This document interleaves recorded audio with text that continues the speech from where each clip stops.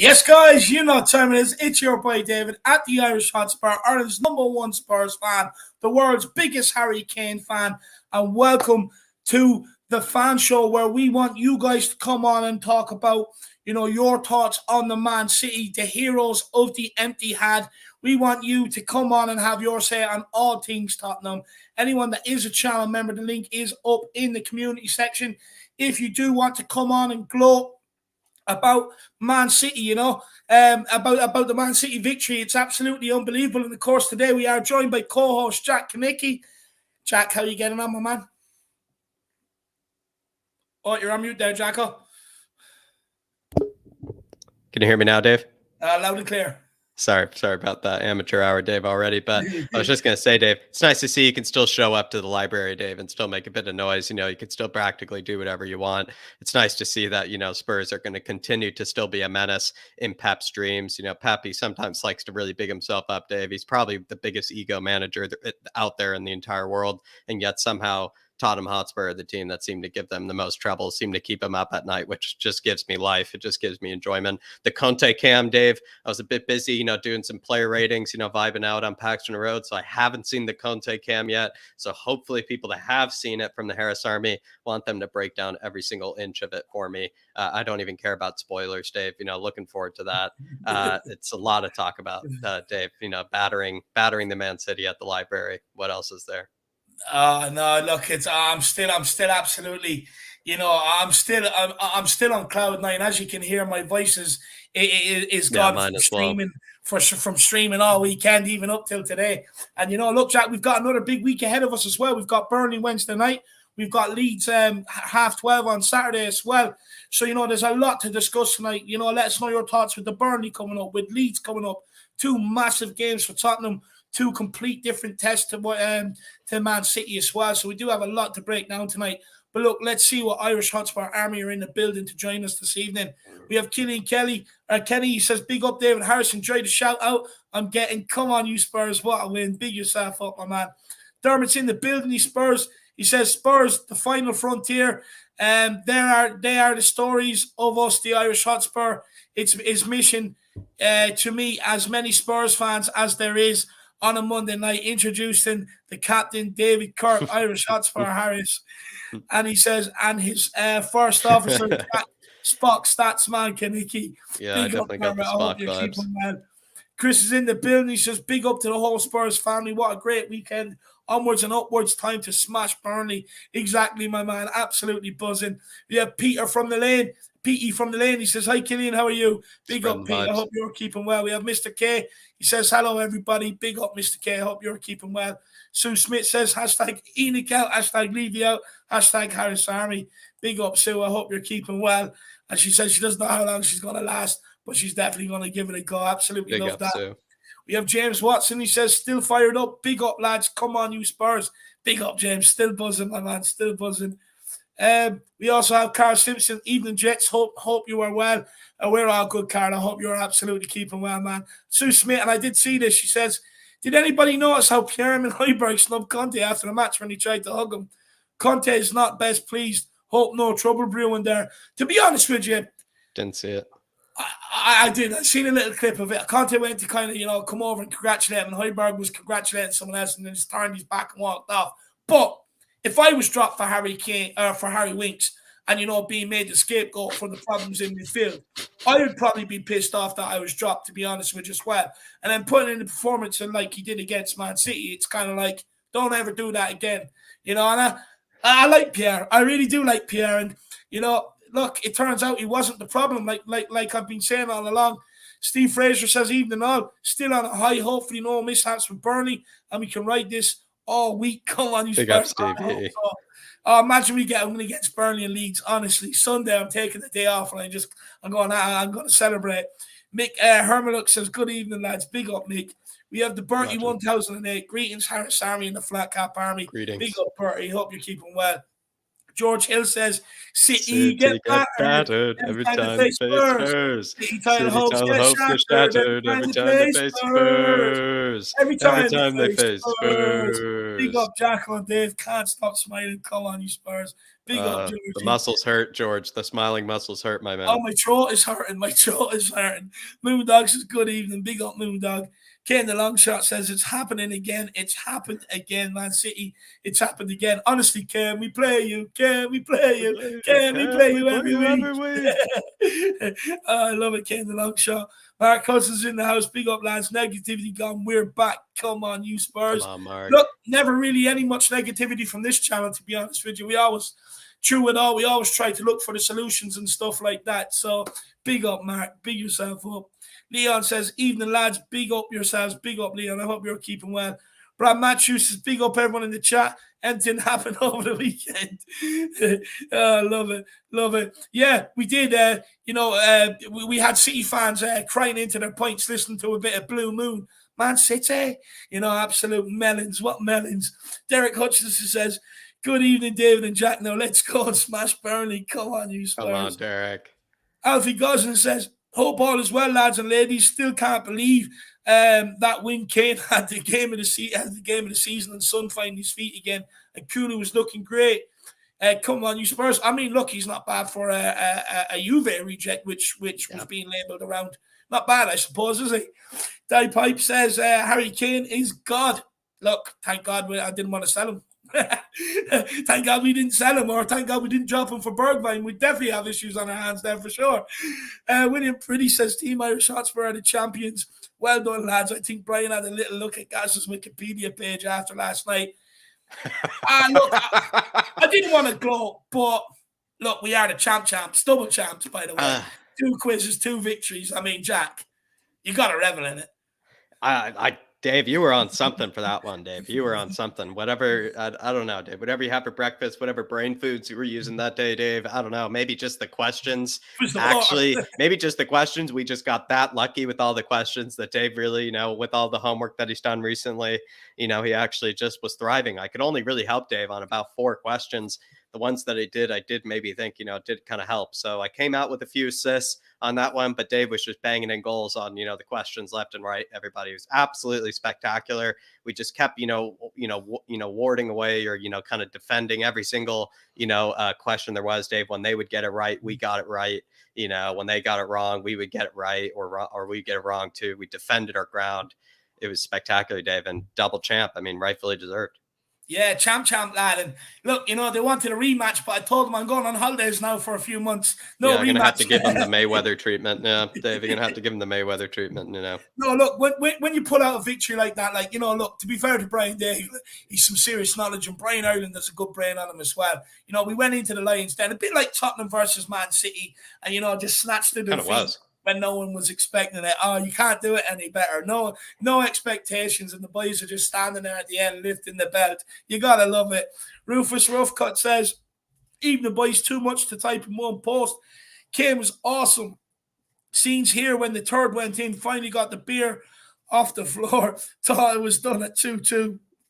Kulo impressed me. Come on, you Spurs. I absolutely love it.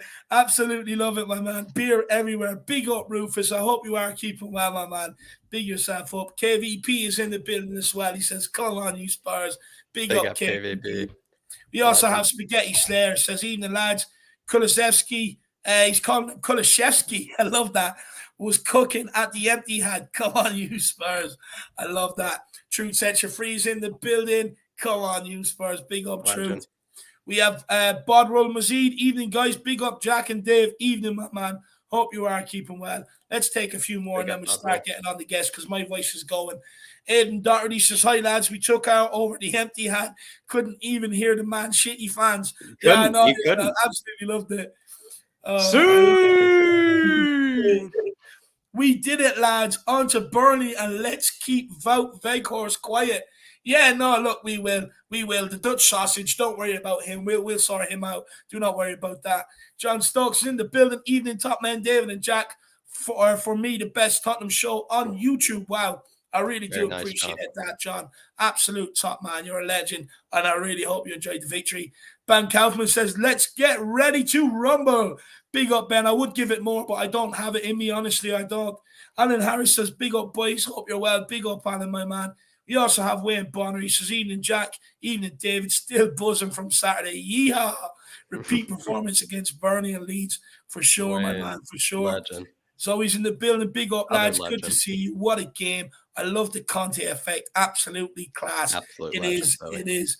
And then we have Kev Williams. The way Spurs didn't crumble when the pen was given and put it away to make it 2-2. The old Spurs would have laid down, rolled over. Now we have fire in the bellies. Conte's magic. No, but look, we should have expected it. We've done it against Leicester, so we probably should have expected it, to be honest with you. Leicester, we not only did we get the equaliser, we went and got the winner. So it's Conte time. No one can ever turn the telly off at 92 minutes anymore. You got to wait till 97 or 99 or whatever the Premier League decides to add on when we're winning. Luke Donnarumma says, odds on us losing to Burnley, that's not going to happen. I don't see it happening, my man. Hugh says, Cots, hey, still buzzing. Absolutely love it. I think he meant to say Kais. And then we have Spurs related. How's it going, champions? I'll be honest. Look, I don't want to brag. I mean, I know what it's like losing. I hate losing. But it feels good to be a champion. It really does, James. It really feels good to be the champ. We snatched the victory from the jaws, from the jaws of defeat. You gotta love it. You really. It's nice to be put in the backpack. It's nice. Dave just put me in his backpack. James, it's nice to just ride it. All the way to the trophy. It's beautiful, actually. No, but Jack, the ones that you came in with, lad, they were the crucial ones. When I draw on blanks and then Jack comes in and I'm like, come on, that's a belter. Come on. That's why we make the perfect team, Jack. It's a team game, lad. The one I'm most proud of was the Vinicius one. That was the one I was most proud of. It was absolutely just people, everybody, there are a lot of people, Dave, they jumped on the Vinicius train after he left, pretended all of a sudden, be big Vinicius appreciators.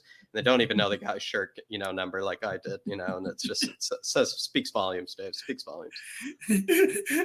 Oh, no, absolutely love it. Me and you were like Pierre and Bentancur, lad, setting the example for each other at times. You gotta love it. Paul Markey says, reaction to club putting 25 million price tag on Pierre-Emile Højbjerg. Don't know. Jack, what do you make of it? I don't think that's going to happen. Here's what's kind of funny. I feel like he's probably to any general team, a team that doesn't let me put it this way, Dave. A team that doesn't have a Højbjerg in their team, I would say he's worth more than that. A team that does have a Højbjerg in their team already, you can see how he's worth 25 mil. He's around 26. I think he's 26, 27. He's starting to approach to a degree, probably the peak of his career, and what he can really do with his body, etc. Makes sense. 25 mil makes sense. But to a team that doesn't have a Højbjerg, that's really looking for a player like that really needs a player like that, like a Roma or something like that, like for Jose or something, I would say you could probably charge him 35. Yeah, I think you get more for him. Look, it's there's not too many players left like him in the game anymore. Where with there's someone going around with the steel he has. The tackles that he puts in, the amount of times he puts his body on the line as well, and how eager he is to do the dirty side of the game. He is a bit of a rarity. He's a bit of a niche market. Dark Zone G says once Skip returns, we can rotate Pierre-Emile Højbjerg, Ben and Kulu are looking like class. Like I expected since the day they signed. Jack, what would you say, Dark Zone G? I mean, Dark Zone G, I have no doubt that you ever doubted these guys. A lot of people seem to, consider them Juventus rejects. I mean, Dark Zone G probably already knew that Bentancur, I think, Dave, he had already played 1,000 minutes for, Juventus already this season. Seasons past, he played 2,000, close to even, 2,500 minutes at stages, for Juventus. So the guy's just been a complete regular. Anybody that is a complete regular for Juventus, you would probably say maybe has something about it. Maybe there's something that he could offer to his Spurs side. And then with Kulusevski, maybe Dark Sun G. And I'm going to have to start, getting the nicknames from Dark Sun G, Dave, because he is the complete certificate that you need. What Dark Sun G says for nicknames, that's what you go for. It's the standard approval. But let me know, Dark Sun G. Let me know. What's the new Kulu nickname? Are we doing Decky? Are we doing Kulusevski? Let me know, my man. Let me know.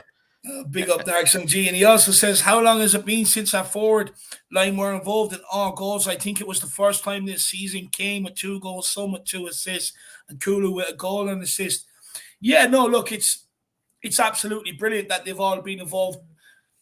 Look, I've been doing a bit of thinking there the last couple of days, and I get why people are getting on Emerson's back, right? But we all also have to understand over the last couple of weeks, our whole right-hand side of the pitch has been lacking. Lucas Moura in end product. Harry Winks in midfield on the right side of the midfield. You have Sanchez then at the centre-back on the right of the tree. And that whole side has been poor. But yesterday's right side was just as strong. City's on Saturday, our right side was just as strong as our left side. And then our centre midfields through the middle, the spine was absolutely solid as well. And once you have that solid spine, then you can allow your attacking players to flourish. And that's exactly what happened. The last couple of weeks when we've been playing Lucas Moura there, yes, he works hard, but he doesn't have the end product. Weeks in midfield, doesn't have the tenacity or the hunger for the battle. Sanchez, mistakes waiting to happen. But you put the right pieces into the puzzle, put out your strongest 11, and you're solid at the back, you can allow your attacking players to flourish, Jack. No, you absolutely can get your best attacking players to flourish in that sort of scenario. Dark Sun G, it's sensational to see them all. It's also good to see Dark Sun G. We saw the number 10, version of Harry Kane. We saw, not of Harry Kane, of Sonny, excuse me, Dark Sun G. We saw Sonny playing like a number 10. The guy could have had probably 3 assists when you really think about it. He was absolutely spectacular. It was kind of the reverse roles just quickly, Dark Sun G. Normally, Harry Kane's kind of the provider in these sort of fixtures versus Man City. Sonny was the provider this time, which is, quite interesting. So, shows they can do each other's roles, maybe. Yeah, exactly. Big up, Dark Sun G, my man. Really appreciate the support, brother. Everybody, we're going to start getting on the guests now, and we'll be bringing on Philip Brady. Just before we do, everybody, make sure you absolutely smash that like button on the stream. Really does help us out with the YouTube algorithm. Make sure you smash that subscribe button if you are new to the channel. We're about exactly 78 off reaching 6K. Let's see if we can chip a few off that today. And guys, feel free to get your super chats in along the way. Get your talking points in, questions for the panel, whatever it may be. But do not worry. We know it's a big, bad world out there. So if you're not in a position to be able to do it, just get your comments in the comment section, and we will bring them up on screen as we go along. But look, Jack, I'm going to stop speaking for a minute. I'm going to let you speak for a minute just to get a bit of voice back. But let's bring on the one and only, the GOAT, the legend, and an absolute gentleman that had the privilege of meeting for the Wolves game. Shame we didn't go over for the City game, but it is the one and only Philip Brady. How are you keeping, my man? Gentlemen, how are you? I think I'm like every Spurs fan, sort of waiting. I'm circling the runway, just about to land. Been up in the air since Saturday evening, it's just been incredible, Yeah. And I've been watching, I'm so laid up today, but I've been watching reruns of the match nearly all day. So good way to spend the day, watching highlights about 10 times, So, oh yeah, great. I mean, fair dues. I think a lot of us came into Saturday evening with a lot of trepidation. We didn't know what was going to happen. But by God, we got a reaction from the team. That was superb, absolutely superb. And one thing I absolutely loved during the second half, I think it was, there was complete silence from the City fans. All you could hear was the Spurs fans. It was like a home match. Yeah. It really was. Yeah, it was a library in that, but our boys didn't stick to the rules. They made lots of noise. Yeah, even after I think it was the second goal or the third goal, I can't remember, but the way that Højbjerg even celebrated with the away fans, he was just almost about to jump in there with the crowd at one stage as well. I mean, they really were almost making it their own crowd or their own stadium or their own library, I guess. Philip, they were just using it as the community library. Well, I think what they do is they share the librarian moves between the Arsenal stadium and the Man City stadium. They sort of the job share, I love it. But Philip, I believe you wanted to talk about the fourth official there at the weekend. Yes, I can't wait. I've got a thing about some of these officials in Tottenham, and when I saw Craig Pawson nearly looking like he just found his normal ticket numbers came up in the lottery, but he forgot to buy a ticket. There was something wrong with his reaction. It was as if he had a bet on with somebody, or he was a closet Man City fan. I mean, let's face it, Anthony Taylor's from Manchester, so it wouldn't surprise me if Craig Pawson had a fancy for Man City as well. just that should not happen. Those guys should be complete deadpan, regardless whatever happens on the pitch. They should not show any reaction, because in these days of cameras everywhere, it's going to be picked up, you know. And I doubt anything's going to be made of it. But it wasn't a good reaction. He really should have, you know, kept his looking straight ahead with no.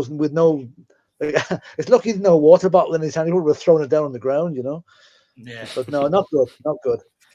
I mean, Pep Guardiola was not treating his water bottle very nicely. I'll tell you that game. I saw a few times where he was throwing it on the ground, but it did look like he lost a 200-pound bet, to be honest, Phil. Like, even he looked just gutted just to have to be there for 9 more minutes or something like that. I just don't know. There is another reason, the nicest excuse.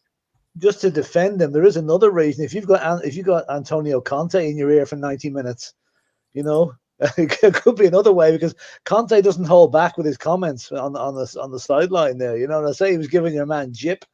So, but slightly changing the subject. Did you see Conte's reaction when the 3rd goal went in?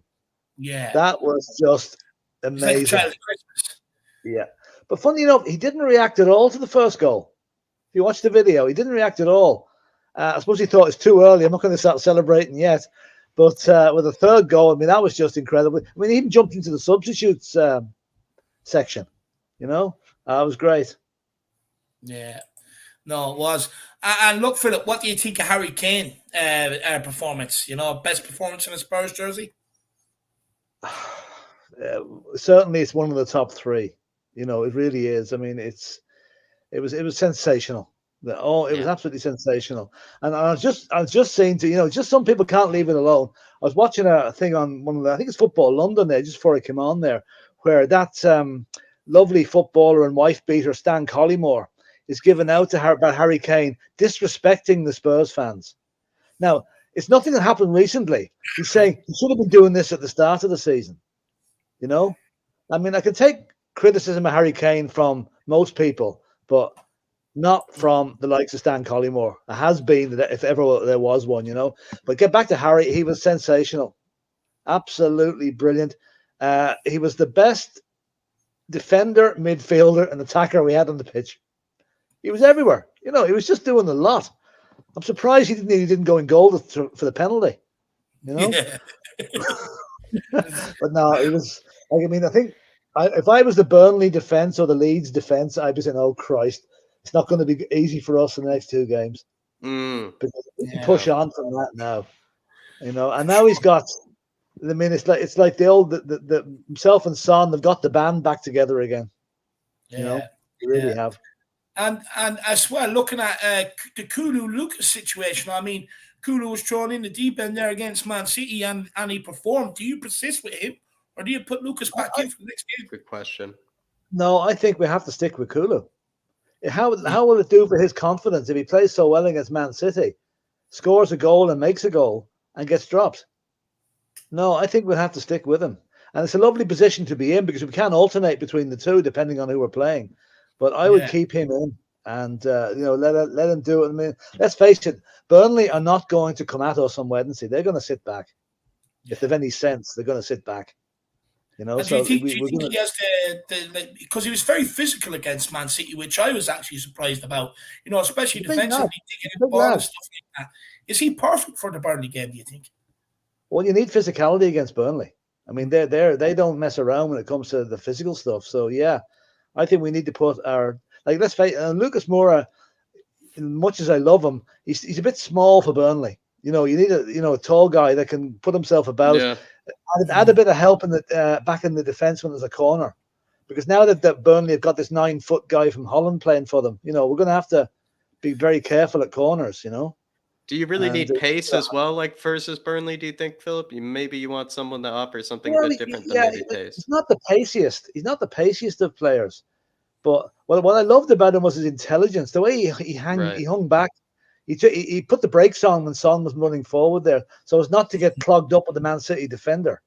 And I mean, to nutmeg a guy from that, the confidence to put it through his legs, that was brilliant. So, okay, his pace mightn't be great. His intelligence and his strength would put him in the team ahead of Moura for me. For this game, okay, this game's Moura might be more suited to, but Burnley and Leeds, tough northern teams, who like the physical side of things. I think we need the bigger players, the taller players, and the stronger players. Do you think they're up in a hotel? Maybe just kind of. Do you think they went all the way back down to London? After that performance, or do you think they might just be up north? Perhaps no, training. I'd say they came back. I mean, they fly everywhere, so they probably flew back. They'll be home at 10 o'clock on Saturday night, and they'll go back up on tomorrow. I'd imagine, Tuesday.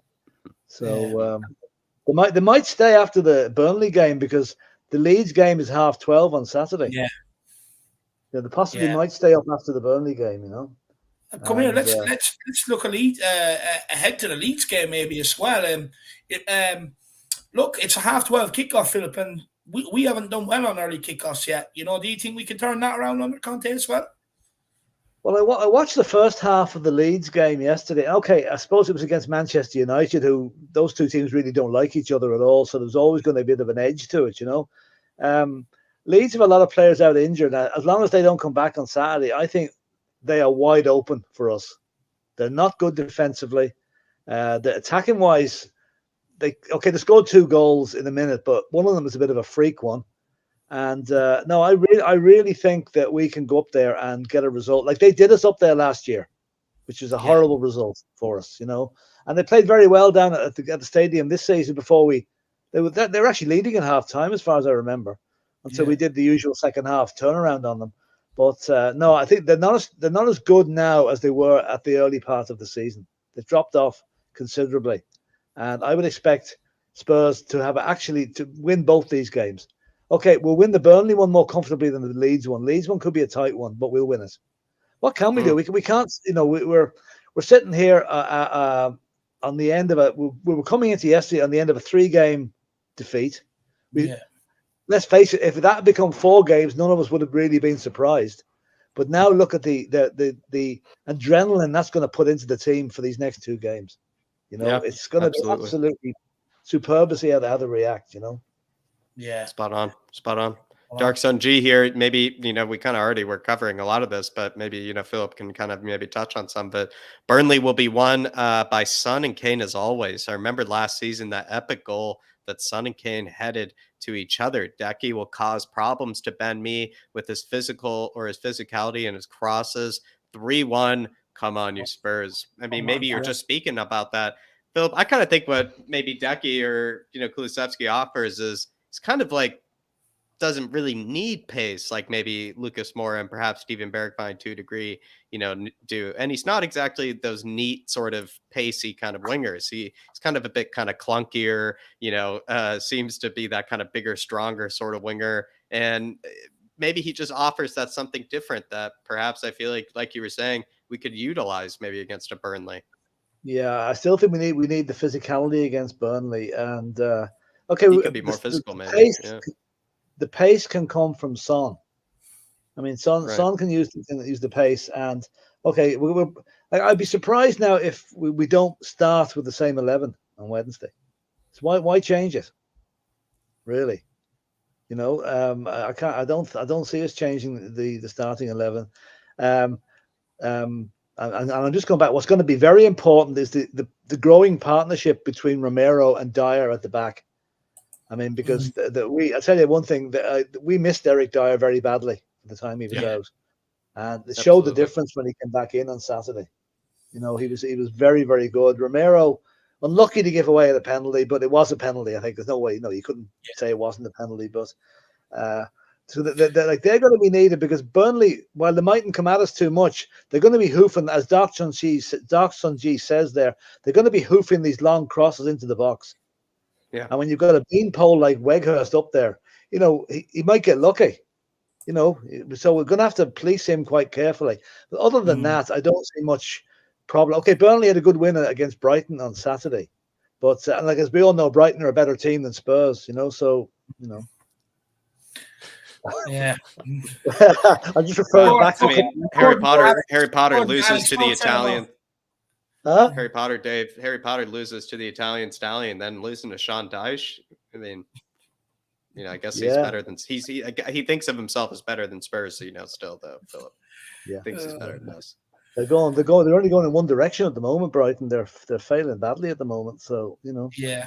But anyway, Burnley will be, got good confidence from that. But I still think Burnley are going to go down this season. I don't think they're good enough to stay up. And let's put one nail in the coffin on Wednesday night. Love it. Yeah, for sure. I absolutely love that. Well, look, Philip, anything else you want to say before we let you go, my man? No, I mean it's been brilliant. I mean, one other thing I must say. Do you know the way the Liverpool fans are always saying they hate Harry Kane? Yeah. Right? I saw a thing today. They showed a video of there must have been in some function room watching the Spurs City game, the Liverpool fans after their match. And when the final whistle went, you'd swear it was a Liverpool victory. They were going mental in the place, jumping up and down. And I saw a text from one boy. I hate Harry Kane, but I love him. You worked that one out. Look, Liverpool fans, they're salty to us all year round until they want us to do a job on City for them. But look, we done it at the end of the day. We done it for ourselves, not them Liverpool fans. They're always going to be haters. Don't be fooled by that for sure. But look, Philip, absolute pleasure, my man. Look, I do hope you get a bit better, my man. That struck down with a stomach bug. So look after yourself, and we'll see you. Yeah, brilliant. Come on, Spurs. See you, Philip. There you have it, guys. Philip Brady. Everybody give the guy some love in the comments. He's an absolute gold. Yeah, I love the man. He's so brilliant. He cracks me up as well. He doesn't miss a trick when it comes to Premier League or referees, anti-Tottenham stuff. I do love it. Big up Dark Sun G, though. Yeah, big up Dark Sun G, my man. Really do appreciate the support. And any stats for us for the next 2 games, Dark Sun G? Let us know. I'm sure you have a few in that big computer of yours. Faz Radfar says Kulu protected Emerson as well as supporting Kane and Son. No, 100%. He was absolutely brilliant.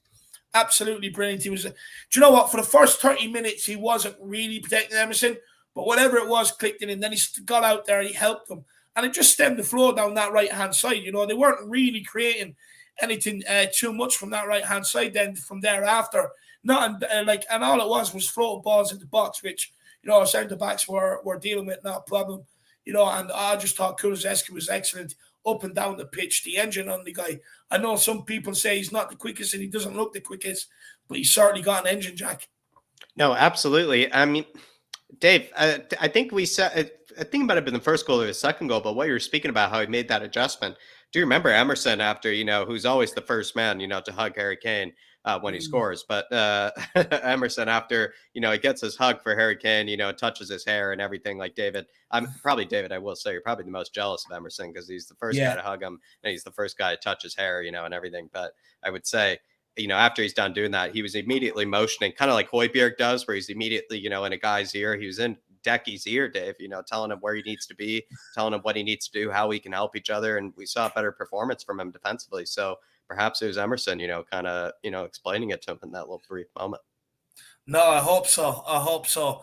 But look, he had a good game and he definitely deserves to play against Burnley for sure. Great comment, Faz. Big up, Faz Radfar. I really appreciate the support, mate. Moondog says, don't worry about Burnley. 3-0 to us. €10 bet is on. Look, I'll be honest with you. I'm not worried about Burnley one bit, to be honest. I know it's going to be a complete different game. They're going to sit deep, not give us much space, not really as much space in behind that City gave us. But look, we've got Bentekers, we've got Pierre in midfield. We'll be pinging passes all over the shop. Bentancur, that's when you're going to see his true passing ability. Balls in behind, when there's not much space, right down onto a player's foot. That's where you're going to see the best Bentancur, Moondog. Big yourself up. Big up, Moondog. I would say it's probably a game to put on your Dyer bet, It is a game. There will be set pieces. So, I would definitely save a cheeky little fiver for the Dyer bet you like. Best free kick taker, my man. Maybe there might be a good opportunity. Franco Martini saying, sorry, lads, but can we stop calling Kulusevski Kulu? He wants to be called Decky. Kulu sounds like culo, backside in Italian and Spanish. Yeah, it's not a good word in Italian and Spanish. I mean, I think we just start calling him Decky, start calling him Kulusevski, Franco. I mean, apart from Decky, I mean, I think, we can maybe add a few extra ones, on top there, because we also, it's like, it's not like Brian Hill, maybe he doesn't want to be called Hill Messi every day, Dave. Sometimes he wants to be called Brian. But it's the same thing with, Decky here, Dave. Some days he wants to be called Decky, other days he wants to be called Kulishevsky, Franco. So give me another nickname as well. Dejan the Destroyer. There you go. Solving all the problems. We call him sounds like an emperor of some sort. Dejan the Destroyer. Look, big up Franco. We're going to have many nicknames for him over the course of the season, my man. But look, we'll try and stop using Kulu to the best we can. But I can't help it when it slips out in excitement, my man. Al Ben is in the house. Big up, Al Ben. Hope you're keeping well. Says Dyer Romero will be okay. We cut our losses with Sanchez. He has a nervous energy. You're nervous watching. Clearly affected players around him. No, 100%. Look, you can see the difference in Emerson. This is the biggest difference you're going to see. Look, I actually think us Spurs fans have actually been very unfair to Emerson. Yes, against Southampton, he was poor. Yes, he was on a bit of a poor run. But you also have to look at the player that's beside him. Davinson Sanchez. He's nervous. He's nervous on the ball, nervous off the ball. He's erratic. That makes Emerson nervous. It makes the people in beside him nervous. But the reason why Sanchez was maybe looking a bit better than Emerson at the time is because Romero was beside him. Romero was cleaning up for Sanchez. But when you put Romero over to the right-hand side, look how good Emerson looks. Another thing, like we have to remember, this guy was brought in to stop the goals coming from down that side, which he's doing. He does all the right things. Instead of letting them cut inside, he shows them down the outside and makes them cross the ball if they can get the cross in. He does all the right things as a defender. But people want to put everything on this guy going forward. I get it. But why not ask the question of Lucas Moura? Is that not why he's on the right-hand side and in the team to do? Yes, he works hard, but he doesn't have the end product. Kulusevski gives us the end product at the weekend. No one's talking about Emerson's end product whatsoever. He can't cross a ball, this, that, and the other. Because Kulu's in there to do it. And this is what I'm saying. If everybody plays their part, you're not asking players in this team to do that they were never brought into the team to do. Like people were doing with Højbjerg. He can't pass a ball.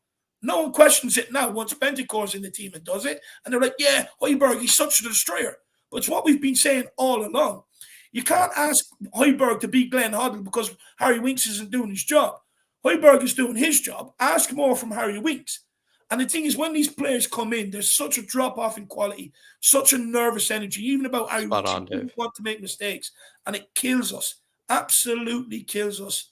But big up, Al Ben. Really appreciate it. There you are. Al, you just absolutely fed the mic drop there. All I can say, Al, is who would have thought that Eric Dyer, is somehow the glue, to us getting 3 points? Who would have thought that? I mean, Al, not me, but big yourself up, my man. Big yourself up. And I just want to say just quickly before William Kelly, Matt C in the building. Big up to Matt C, just absolute legend, always in here. And then Aaron Doyle, who, Dave, is actually Jelly and Ice Cream now. Or Jelly and Ice Cream is now Aaron Doyle in the comments. So the absolute legend of Jelly and Ice Cream, who's always been in the comments, Dave, the absolute GOAT as well, is now going by Aaron Doyle. I love it. I love it. Big up Jelly and Ice Cream, aka Aaron Doyle. Big yourselves up. William and Matt C, it's good to see you in, guys. William Kelly says, I think Kane needs to be dropped. He's not doing enough. You're not going to get me today, William boy. You're not going to get me today. I don't even need to defend him. Do you know what the best thing is? I actually don't even need to defend him anymore. He called upon me for like a month or two, and I always said all along, the problem's not Harry Kane. The problem is deeper down the field. You give Harry Kane chances, he puts them away. What happened at the weekend, Jack? Can you tell me? No, put away 2 chances. Harry Kane the chances, and he put them away like every single striker does. So, and it's getting to the point now, he's letting his football to do the talking. I don't even need to defend him. In fact, there's so many people coming back, or actually I see so many people posting Harry Kane things now. I kind of get a bit cringy and embarrassed, to be honest, because it's like, if you're not going to support the guy through his worst times, don't start on the love train now, because you're so far near the rear of the train, it's unbelievable. Guess who's sitting up in first class? Me. You know what I mean? I never, ever give up on the best striker in world football ever again. Hopefully people have learned their lessons. But look, let's keep going. Big up William Kelly. Big up William Kelly. Absolute legend, everybody. We're going to move on to the next guest, everybody. While you're in here, please, there are 166 in the building. Hit that like. Do hit that subscribe if you are new to the fan show. Do grab that membership, because we will go on as long as you guys need us to, in order to basically celebrate and live out every single part that Man City performance, everybody. So do grab that membership while you can. But we're going to keep moving on, Dave, here to Chris, the absolute legend, the comedian of the Harris Army. Oi. Chris. Hi, Chris. Good evening. Right, Jack, I've got a news flash for you. Winks has been given a new job. He's now the chief operator at Levyland for all the rides. Every ride is now going in reverse. So that's just wanted to get that news flash out there. So anybody going into Levyland, do avoid the rides because Winks will be operating them. Chris, I thought you said, though, like a long time ago, I put in a super chat once to you, and you told me that, they couldn't even hire Winks to do it because he couldn't even run the rides properly. So why would no, Jack, he tried to make the teas for Doris, and he messed them up, so he had to go back to Levyland. I thought you even said at one stage Levyland wouldn't even take him. No, do you know what? They felt sorry for him. He was going there like the little schoolboy every day with his school bag, just asking for a job. So they felt sorry for him. 50 pence a day, that'll do him. running every roller coaster backwards. But Chris, anyway, as Manchester City, poor old Pep Guardiola, right? He must really hate us. He must really hate us with a passion. We keep him up at night, Chris. We keep him up at night. It seems like every other team he can blow away 5-0, except every time he comes up against us, he absolutely bottles it. He gets battered. Yeah. Well, they've got Oasis as their biggest fan. Where's their Wonderwall now? Hey? Did you see, the little image of Paul Merson, Chris? What did you make of that? The fourth official looking pretty gutted, to see Man City concede there? Oh, do you know what? I was looking at the time, I was thinking, Jesus, has his watch stopped? I was always going, is it still going? Do you know what I mean? But do you know what? I have to admit, before the game, I was absolutely shitting bricks. I thought, oh, God, not this again. And typical, my stream didn't work, right? I missed the first goal because my stream was frozen. I saw their goal and our second goal and the penalty. And just as the third goal, my stream stopped again. I was like, are they hating on me or something? That's what they do. Do you see all them streams, lad? Every time something happens and it freezes, as soon as they freeze, a goal is after going in or something big. But David, it's not that, yeah? David, it's not that. They show Man City's goals, no problem. But it's when we score, they freeze the frames. Yeah, because it's the best bits. It's the one everyone wants to see, lad. They're hating on. I thought they were hating on me. I thought, you're dying. I was like, yeah, come on. I walked into work today, right? I had to go to a meeting. And there's all these Geordie lot going, yeah. We've done you a favour. We drew with West Ham. I went, well, but did you beat Man City home and away this season? Not one word was said. Sitting there with the biggest grin on my face, like, yeah, home and away. Who else has done that this year? Nobody. No. But you know what? But I just want us to do the same to Burnley on Wednesday and on Leeds on Saturday. No fear. Just go at them. Because that's what we did to Man City. That's what we did. We showed no fear to them. And if there's any Kulu haters in the chat, just exit right now, please. All you haters. So many times I've seen, Kulu third choice. Kulusevski third choice. He's not good enough. Where are they now? Where are they? No, there's certain people only come out when we're losing and they have something to give out about that. Yeah, that's what I mean. Like, I went straight into the WhatsApp group straight after the game. Went, any Kulu haters in here now? I told you so. That was it. Straight told you so because I knew. I've seen Kulusevski for Juventus, and he has put some good performances in. Yeah. Look, against Wolves when we lost, right? I was really annoyed, but he did look like he improved the team slightly, and playing him from the start on Saturday proved that he is a benefit to the team. So I've got a feeling he may keep Lucas out of that team now. So, Chris, then it sounds like a weekend off for the Kulusevski haters, also a weekend off for the Højbjerg haters, you would probably say as well, Chris. Well, do you know what, though? I was unsure. I will admit I was unsure whether he could play. You were sneaking in there, Chris. No. I'll be honest, Dave. I was unsure whether he could play in the two with Bentancur. It proved that he can do it. Yeah. But the thing is, right, is everybody's been slating Emerson as well. Well, hold on a minute. When you've got Alexa Sanchez next to you, what do you expect to happen? Yeah. And it proves the point that the weak links within the team were Sanchez and Winks. Because when you got them two in there, evidently the team goes backwards. Yeah. Yeah. And David, I never thought last season I'd say that we missed Dyer. No, same here. Same here. Moon And do you know what?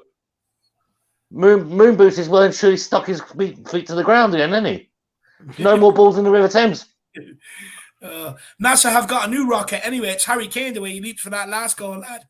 Oh, do you know what? And by the way, all you Kane haters, what are you saying now? Yeah, they're taking a few weekends off, actually, Chris.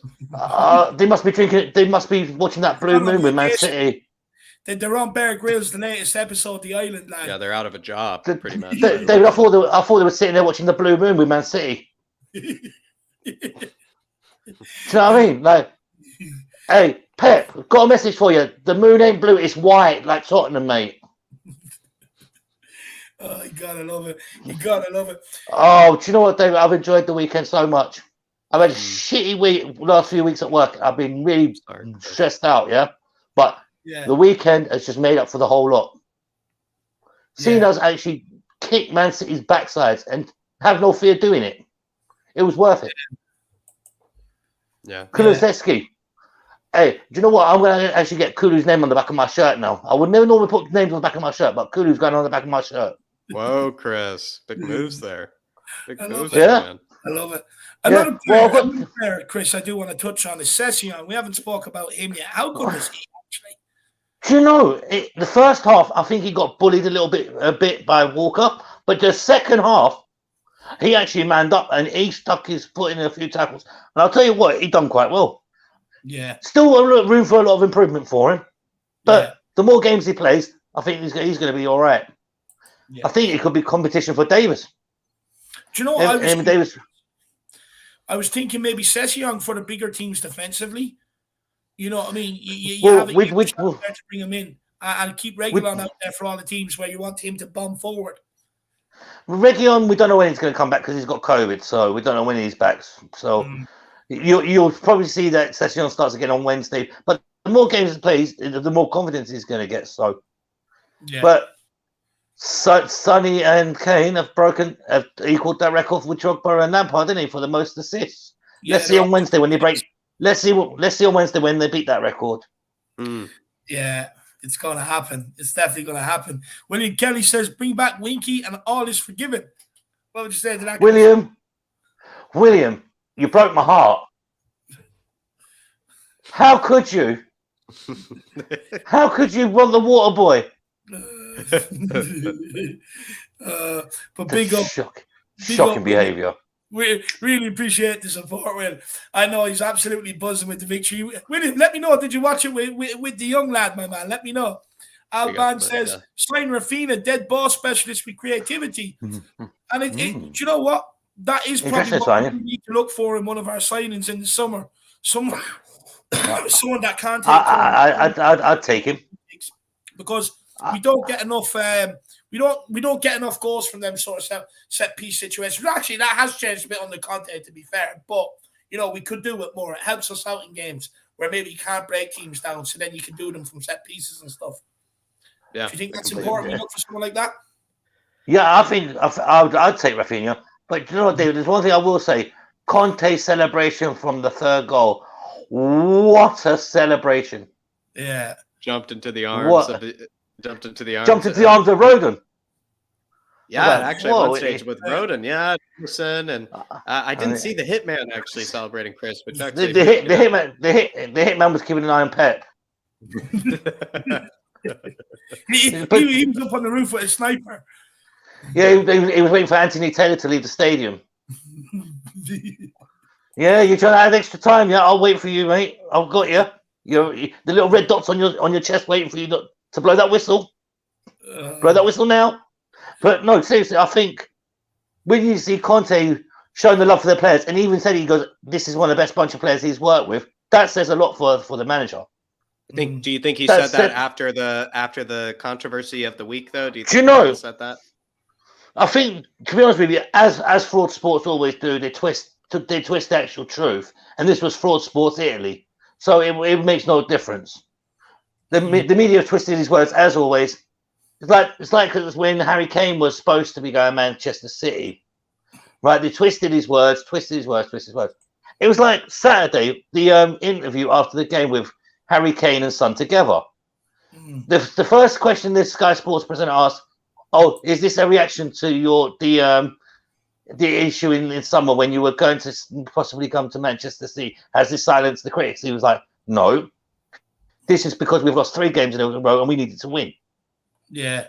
See, why are fraud sports having to ask Harry Kane about something which happened in the past? Because they're trying to twist it again. Yeah. No, for sure. But hey ho, fraud sports. We got 3 points. Man City didn't. Yeah, exactly. That's what it's about, my man. That's what it's about. But look, Chris, anything you want to say to the Spurs fan base out there before we let you go? Yeah. Smash a like, get your super chats in, and don't forget your discount on the Manscaped. Love it, Chris. Absolutely. Love it. And also, come on, you Spurs. Come on, you Spurs. On to Burnley, then on to Leeds. Beat these Northern lot. Come on. We got it. That's 9 points. Chris, right, actually, you live up there, so maybe you should probably start sending around the weather warning that the hurricane is coming, lad. You know, the hurricane, it's coming through the north, lad, so you better get them a red weather warning up there, lad. Well, David, I'll be possibly going to the Middlesbrough game on for the FA Cup because I'm right near there anyway, so I'll just give them a little warning. No, do. I might just be brave enough to walk through their city centre with my Tottenham shirt and see what happens. Yeah, for sure. I think, he's just saying though, Chris, with the hurricane, coming through, and with the hurricane, coming through, Chris, Newcastle fans, they like to dry out their tea towels outside, and you don't want them to get wet again, so I think that's what. No, Jack, the tea towels got blown away in the last storm.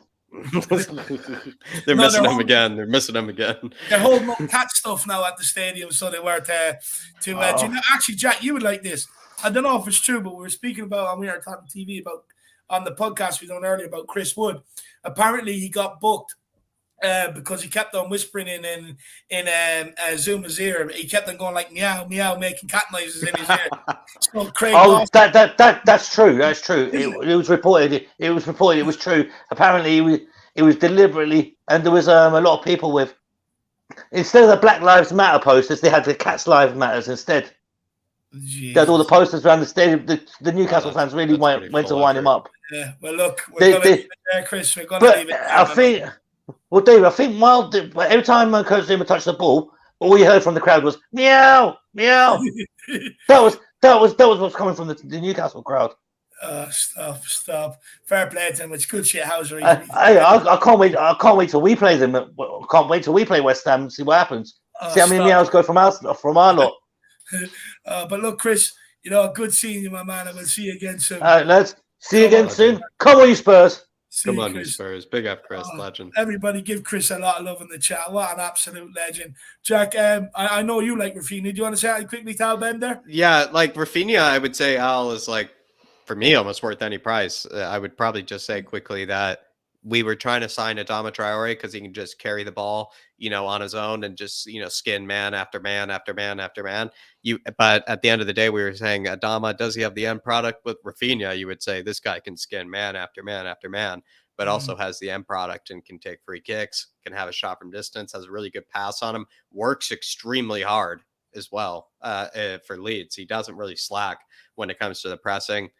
I would pay almost any price. I'm not even kidding for Rafinha. I'd pay like 60, 70 million for him. I'd pay what Leeds want for him. I think Leeds want like 60 million, something like around then. I would pay that much for him. I'm not kidding. I think he's actually worth it.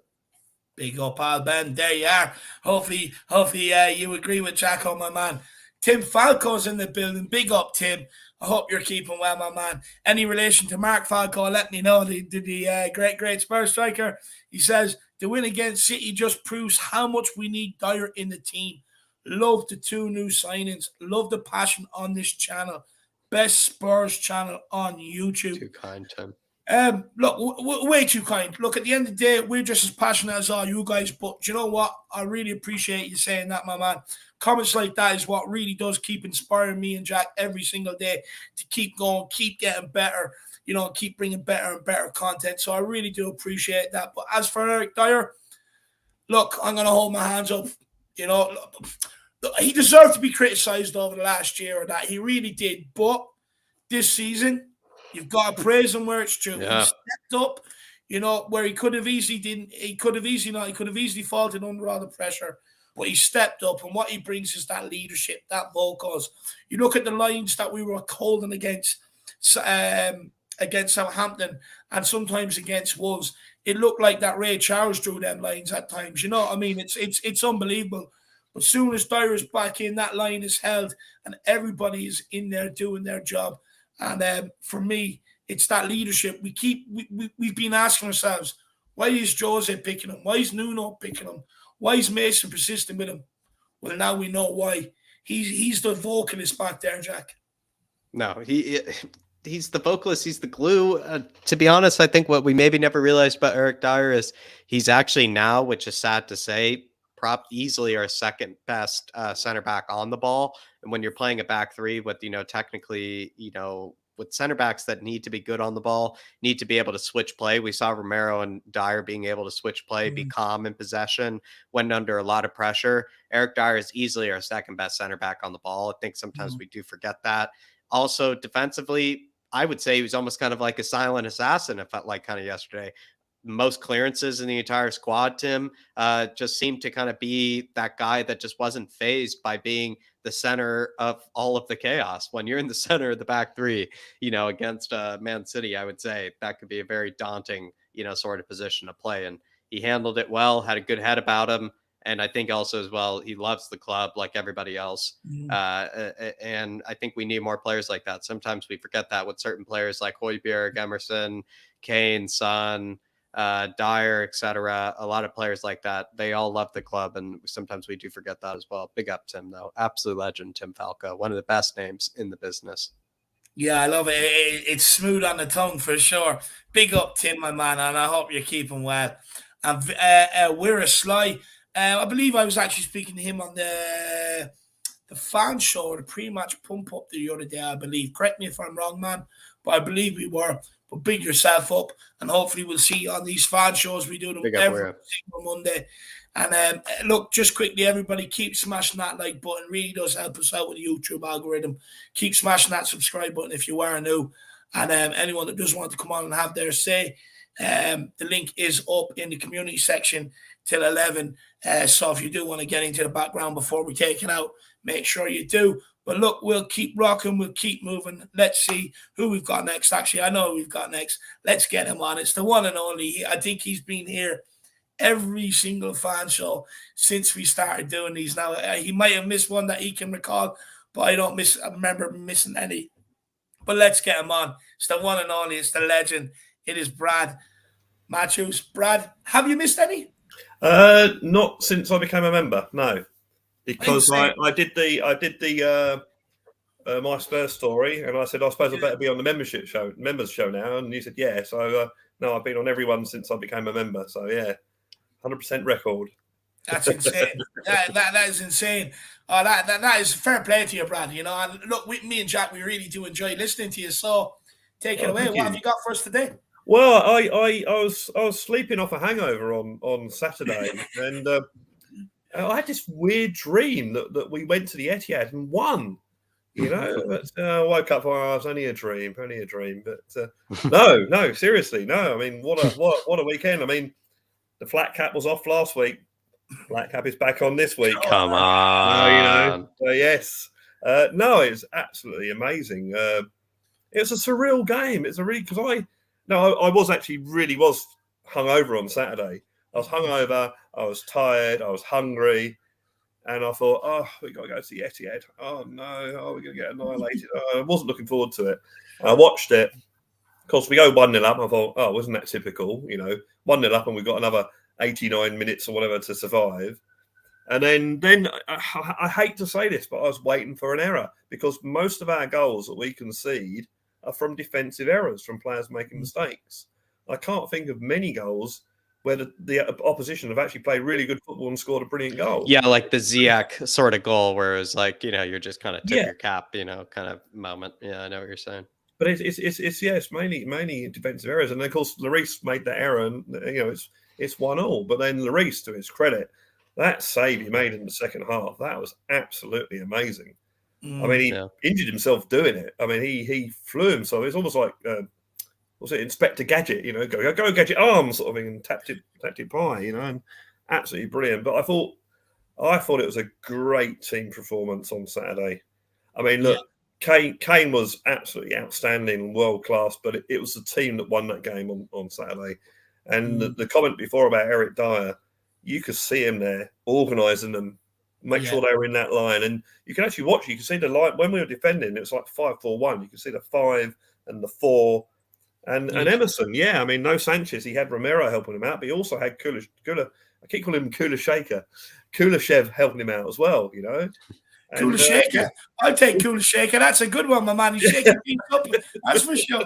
I like that. But it was a really, really good performance. And after the rubbish that had happened during the week with the Conte interview with Sky Italia and Sky Sports trying to make something of it, talk shit, trying to make something of it. Jason Cundy, whose name is spelt wrong, you work out how it's supposed to be spelt, saying, he doesn't care about Tottenham. All the rubbish that they make stories up. And when I first saw the quote from Conte, I thought, I got what he was saying. So people might say that we lost players, we're numerically weaker. I got what he was saying. But they tried to make a story out of it. And then he said in his press conference, he said, well, why is all the fuss sort of thing? And so that win on Saturday was for Conte, the players, and us supporters. That's who won that game on Saturday. Not the press, not Sky, not talk shit, not Jason Cundy, not the board, not Daniel Levy. You know, that was us. The players and the coach won that game. But it's just amazing. And I just can't believe I didn't celebrate the third goal because I thought Kulashev was offside. But that ball went through. Me and Jack kind of celebrated, and then it was like, hang on here a minute. Yeah. It's one of those moments. I had my coat on ready. You know, I never go before the end of the game. But I had my coat on ready because I thought, oh no, it's 2-2. Oh, I know what's going to happen now. I'm going to get some beers after this game, sort of thing. You know. But obviously, I went to the offie with a skip in my step, shall we say? And it was amazing. But a great team performance. They've just got to do it again against Burnley now, haven't they? It could be a different game, obviously, but they've just got to keep doing it. And I'm literally giving up on predicting what Spurs are going to do because. You know, I was up there after we beat Brighton and it looked promising. Down there after Wolves, Southampton, and now I'm up there again. You know, it's the roller coaster that is Spurs. Look, and do you know what? That's why I say it's the best club in the world to support. You look at the likes of City and Liverpool. You know they're going to win trophies everywhere. Yeah, you know things are predictable. Could be supporting Everton, where you're just in the Premier League with nothing to play for every year. With Spurs, there's always that outside chance every single season. And that's what gives me a stiffy going into the first day of the Premier League every single year. You know, it's the hope that kills you. Spurs is the most exciting club in the Premier League sport, without a doubt. But Brad, let's speak on Frank Martini's super chat here. And big up Frank Martini, my man. I really do appreciate the support, brother. And he says, Levy wants young players. Conte wants experienced players. Young players with top-level experience like Decky and Bentancur is the way to go. So maybe I think what Franco was saying is that a happy medium? You could definitely say that. And if you look at Bentancur and Kulashev, when you they're young players. I mean, Kulashev was a young player of the year a couple of seasons ago in the Italian league, but they've also played in a very big pressure league. Playing for Juventus is not easy, you know. So they've come from that situation. They've come. I think when I saw Kula, I can't call him that, can I? When I saw Kulusevski, whatever, Decky. When I saw Decky, I thought this guy is suited for the Premiership because he's physical. You need to be physical in the Premiership. This is why Belly didn't do it, because he's got the skill, but he hasn't got the physical attributes about it. And I thought, these guys are made for a Premiership. They've got the experience. So that could be the compromise. And I think, probably was Ali Gold saying that, you know, Conte's told Levy a few home truths that Levy's never heard before. Maybe that was it. And it's all very well saying, "Oh, we're going to get youth to build for the future." We've been doing that for about the last 5 years. You know, when are we going to have? When are they going to be ready? You know, it's crazy. So so I think that is young, experienced players. Although you have to say, if there's a really decent, experienced player becomes available for the right price, well then it'd be a fool not to go for him. But yes, it's looking good. It's looking good. But again, we've got to beat Burnley. We've got to beat Leeds. In fact, our next 3 games could really, well, I won't say they will define the season, but they're going to be very important because Middlesbrough away, there's going to be a result there because of extra time and penalties. So these 3 games we could be right up there for top 4 and be right in the quarterfinals of the FA Cup. So it's could be a very good ending to the week. Could be a very good weekend. Oh Jesus! Just quickly, big up Franco Martini. I really do appreciate Franco. I love that question. And I just want to get this just because he could be off to bed. It's Tim Falco. Man, absolutely, really do appreciate it. Wow. Way too kind. Way too kind. Big up, Tim. Big up, Put Tim. this towards your next trip to the stadium. Hope to see you all there soon and believe we will make top 4 this season. Man, Tim. Top man. Really appreciate it. I tell you what, Tim, I'll be over there for the West Ham game in March, and I'm hoping to get over there for the Brighton game in April. And Tim, when David was over before, we didn't score, so we're guaranteed he's got to score this time. We've got to score this time. Exactly. So, Tim, what we'll do is we'll use this and we'll have a couple of drinks together to talk over Tottenham. Yeah. How about Big that, up, Tim. So I really do appreciate thank you, it, Tim. brother. Brilliant. What an absolute legend. Jack, you want to say that to Tim? Tim, I mean, he pops in here, Dave, sometimes, and he's just ridiculously generous, and he also brings up really good talking points as well. This time, he's just being incredibly generous and sentimental, and it's just really, really kind, Tim. And to be honest, I would say, hopefully, Dave, maybe with a bit of help here, Dave, does enjoy maybe a bit more. Maybe these are the celebratory pints that you'll be enjoying together, Tim. But big yourself up. Jack, you're over as well, aren't you, in March? Yeah, I'm over as well in March, and it's coming up, fastly approaching, everybody. Yeah. But Tim, I mean, just big yourself up, my man, and it's just a pleasure to have you in here, and really appreciate all the support. But it's always just good to see you in here when you can.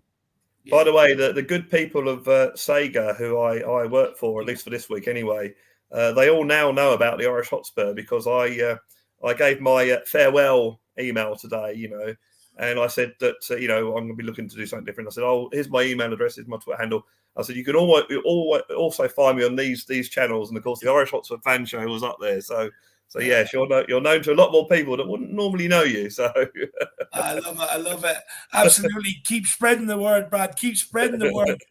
But look, maybe moving on to the Brighton and Leeds games coming up. I mean, what do you expect from them games, Brad?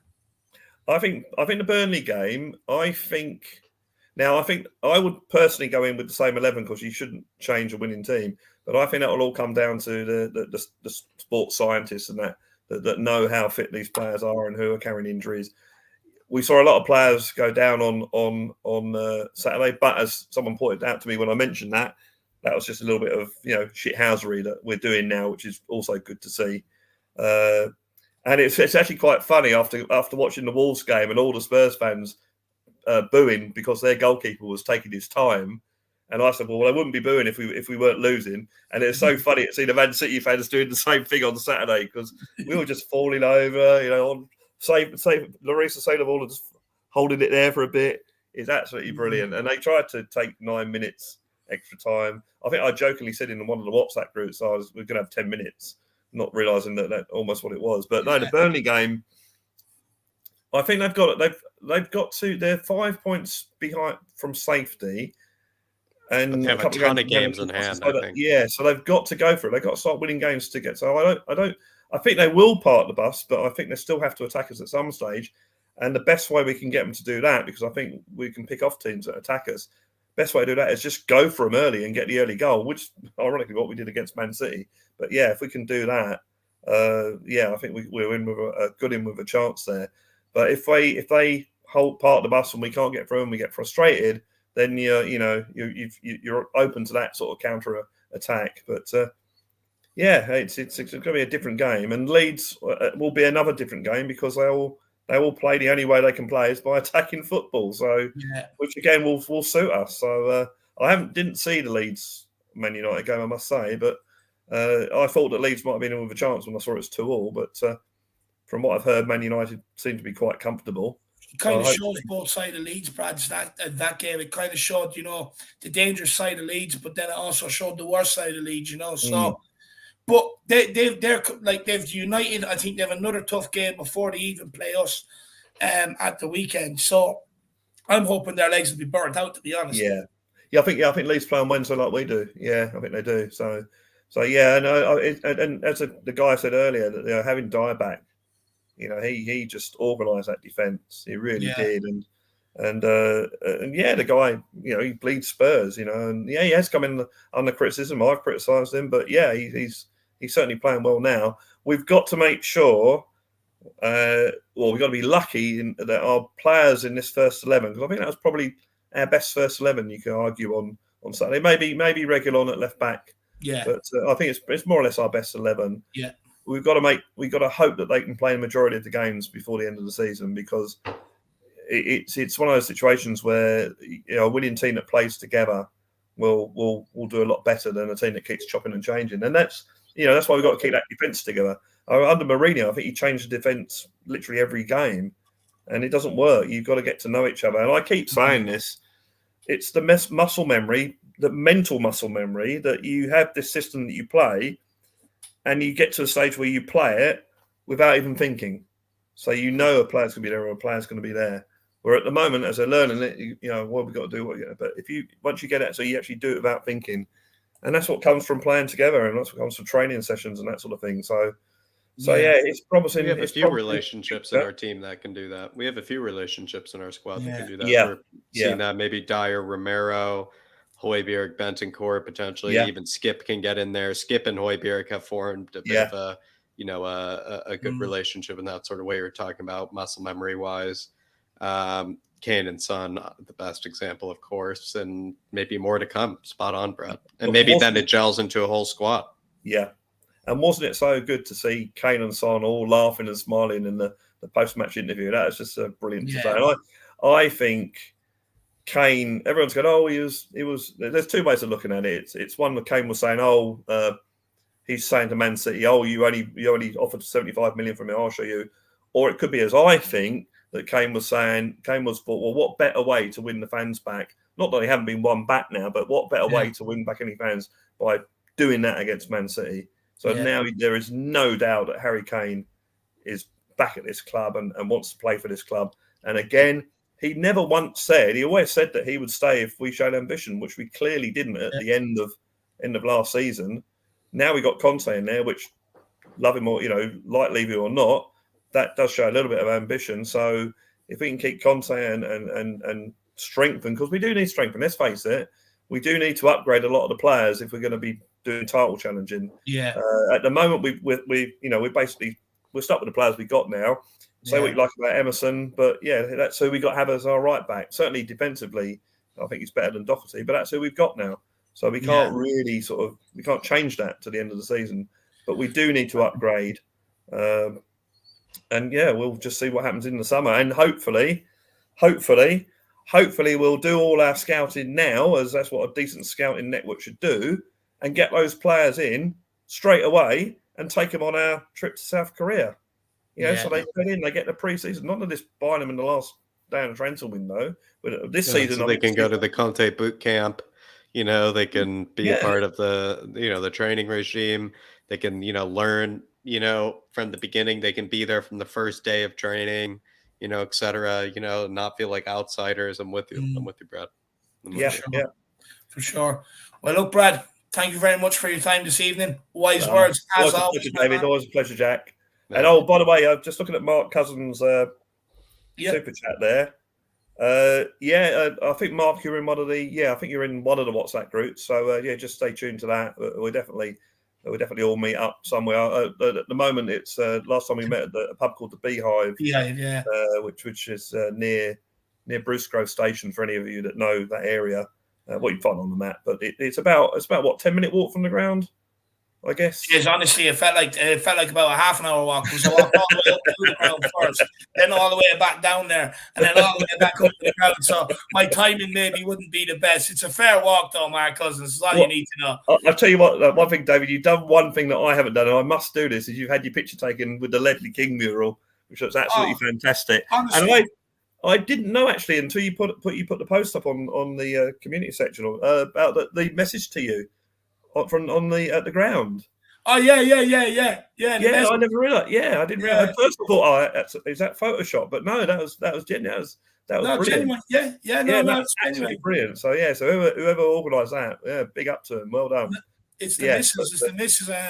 She emailed the club and they put it up. So I love it. But no, honestly, as soon as I seen the Ledley King mural, as soon as I seen it, I was like, it's got to happen. I mean, two legends, one photo. It's just got to happen, But no, look, Brad, really appreciate it. And by the way, it was actually great meeting you, my man, actually. You too, mate. You too. It was really good seeing you. And we'll be seeing you for the West Ham game, I'm sure. Oh, without a doubt. So don't forget, people, to click like and subscribe to this channel. Click like and subscribe to all the other channels, all the Tottenham content creators. It's an absolutely brilliant community. Big up to everyone in the chat, everyone that's making nice comments. Love you all. And I will see you next week. Come on, you Spurs.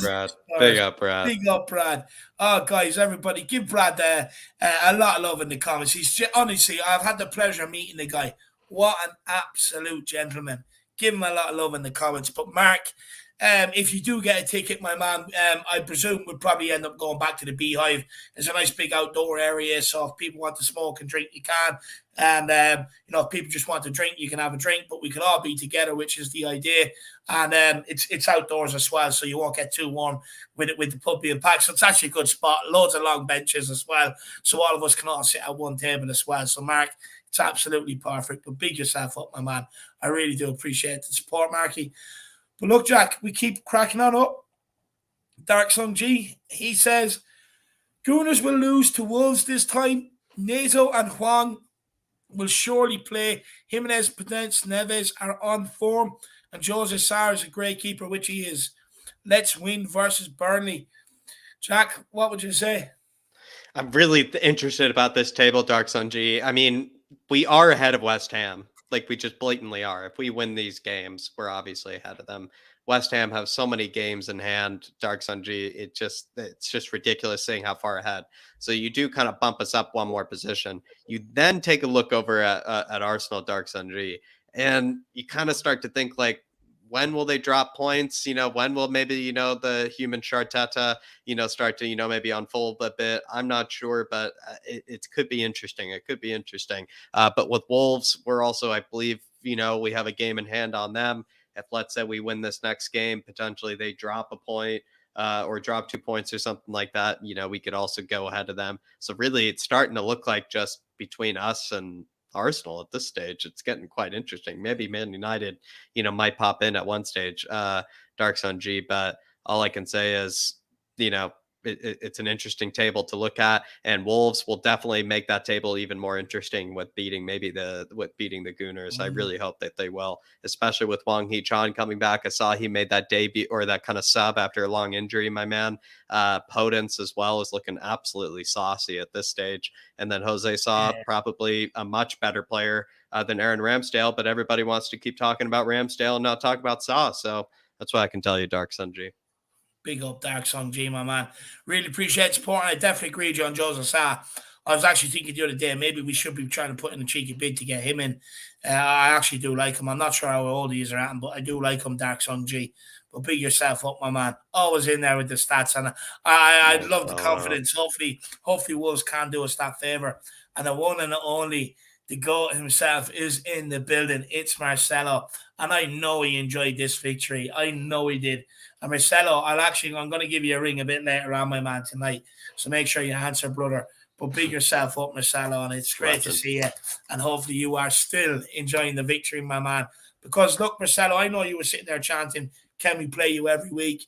City get battered everywhere they go. I know you were running around work doing that, my man. But big yourself up. Absolutely love it. We bet City and the bald fraud squad. What more do we want, Marcelo? My man, absolute legend. But look, we'll keep cracking on. Who have we got next? And it's the one and only. It's the guy who probably gave Harry Kane the triple espresso to perform against Man City. He is the master of coffee, and it's the Kaufman. How we keep him, man? Big up, man. The last weekend was pretty uneventful, wasn't it? I fell asleep for about 2 days. What happened? Nothing happened in Manchester, I'll tell you that. I mean, it was rather lovely, wasn't it?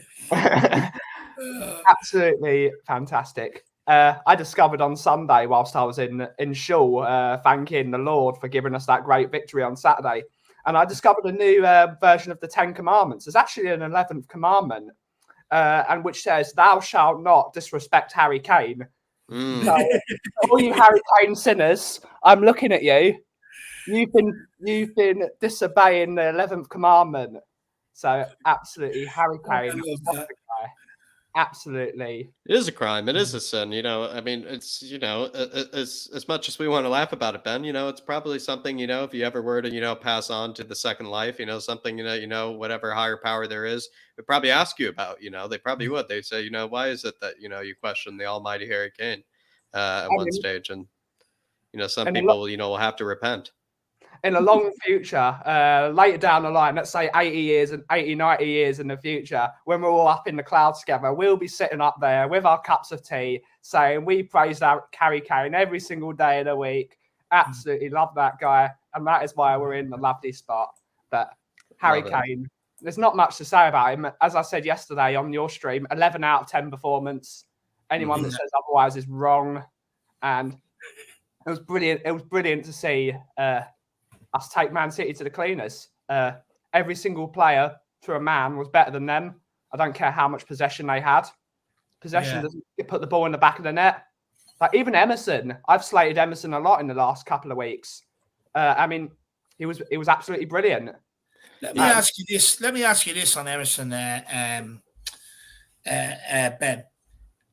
Was Emerson the problem, or was it the people down the right-hand side of the pitch that was putting in around him the problem? It's a mixture of both. He clearly doesn't have the engine to keep on getting up and down that pitch every single game. But he's 21. I think he does, actually, Ben. I quickly disagree. I think he does have the engine to get up and down the pitch. Does he have the quality to do anything with it? Getting up and down the pitch is maybe the question. I think he does have the ability to get up and down the pitch. I would almost say better than Reguilón. I mean, with that, once he gets fit in this sort of system, maybe you're right, Jack. Maybe after a year under this Antonio Conte system, maybe we'll see that. Maybe we'll start seeing him motor. His crossing still has a lot to be desired. Plenty to be desired. If he's got Decky in front of him, crossing those balls in the box and getting goals, he doesn't need to attack ever again in his life. As Decky, I've been calling Decky the Swedish Teddy Sheringham. He's everything that Teddy Sheringham is. Slow on his feet, fast in the brain, and that's exactly what we needed. Pace doesn't win you football matches. Brains win you football matches. Yeah.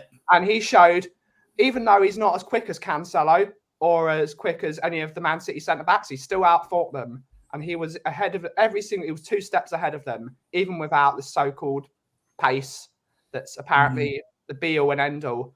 So all the new signings, Benta was excellent. Decky was excellent. I can't praise the team any longer. They're all good. Even Winks played well by not getting on the pitch. I mean, 10 out of 10 performance from Harry Winks. Absolutely. Man of the match for not even playing. Yeah, I mean, he didn't even probably have to take the blanket off, probably at any stage. But, Ben, I think what was kind of interesting is we were probably going into this one thinking, Sonny, he is always the assassin, against Man City, at least goal-wise. He's going to be grabbing the goals. Harry Kane is going to be the provider. It was the other way around this time, where Sonny was like the beautiful number 10, playing passes into Harry Kane's feet, to score. So kind of the roles were reversed this time. Isn't that kind of nice to maybe see that Sonny and Harry Kane can kind of do each other's jobs, maybe you could say?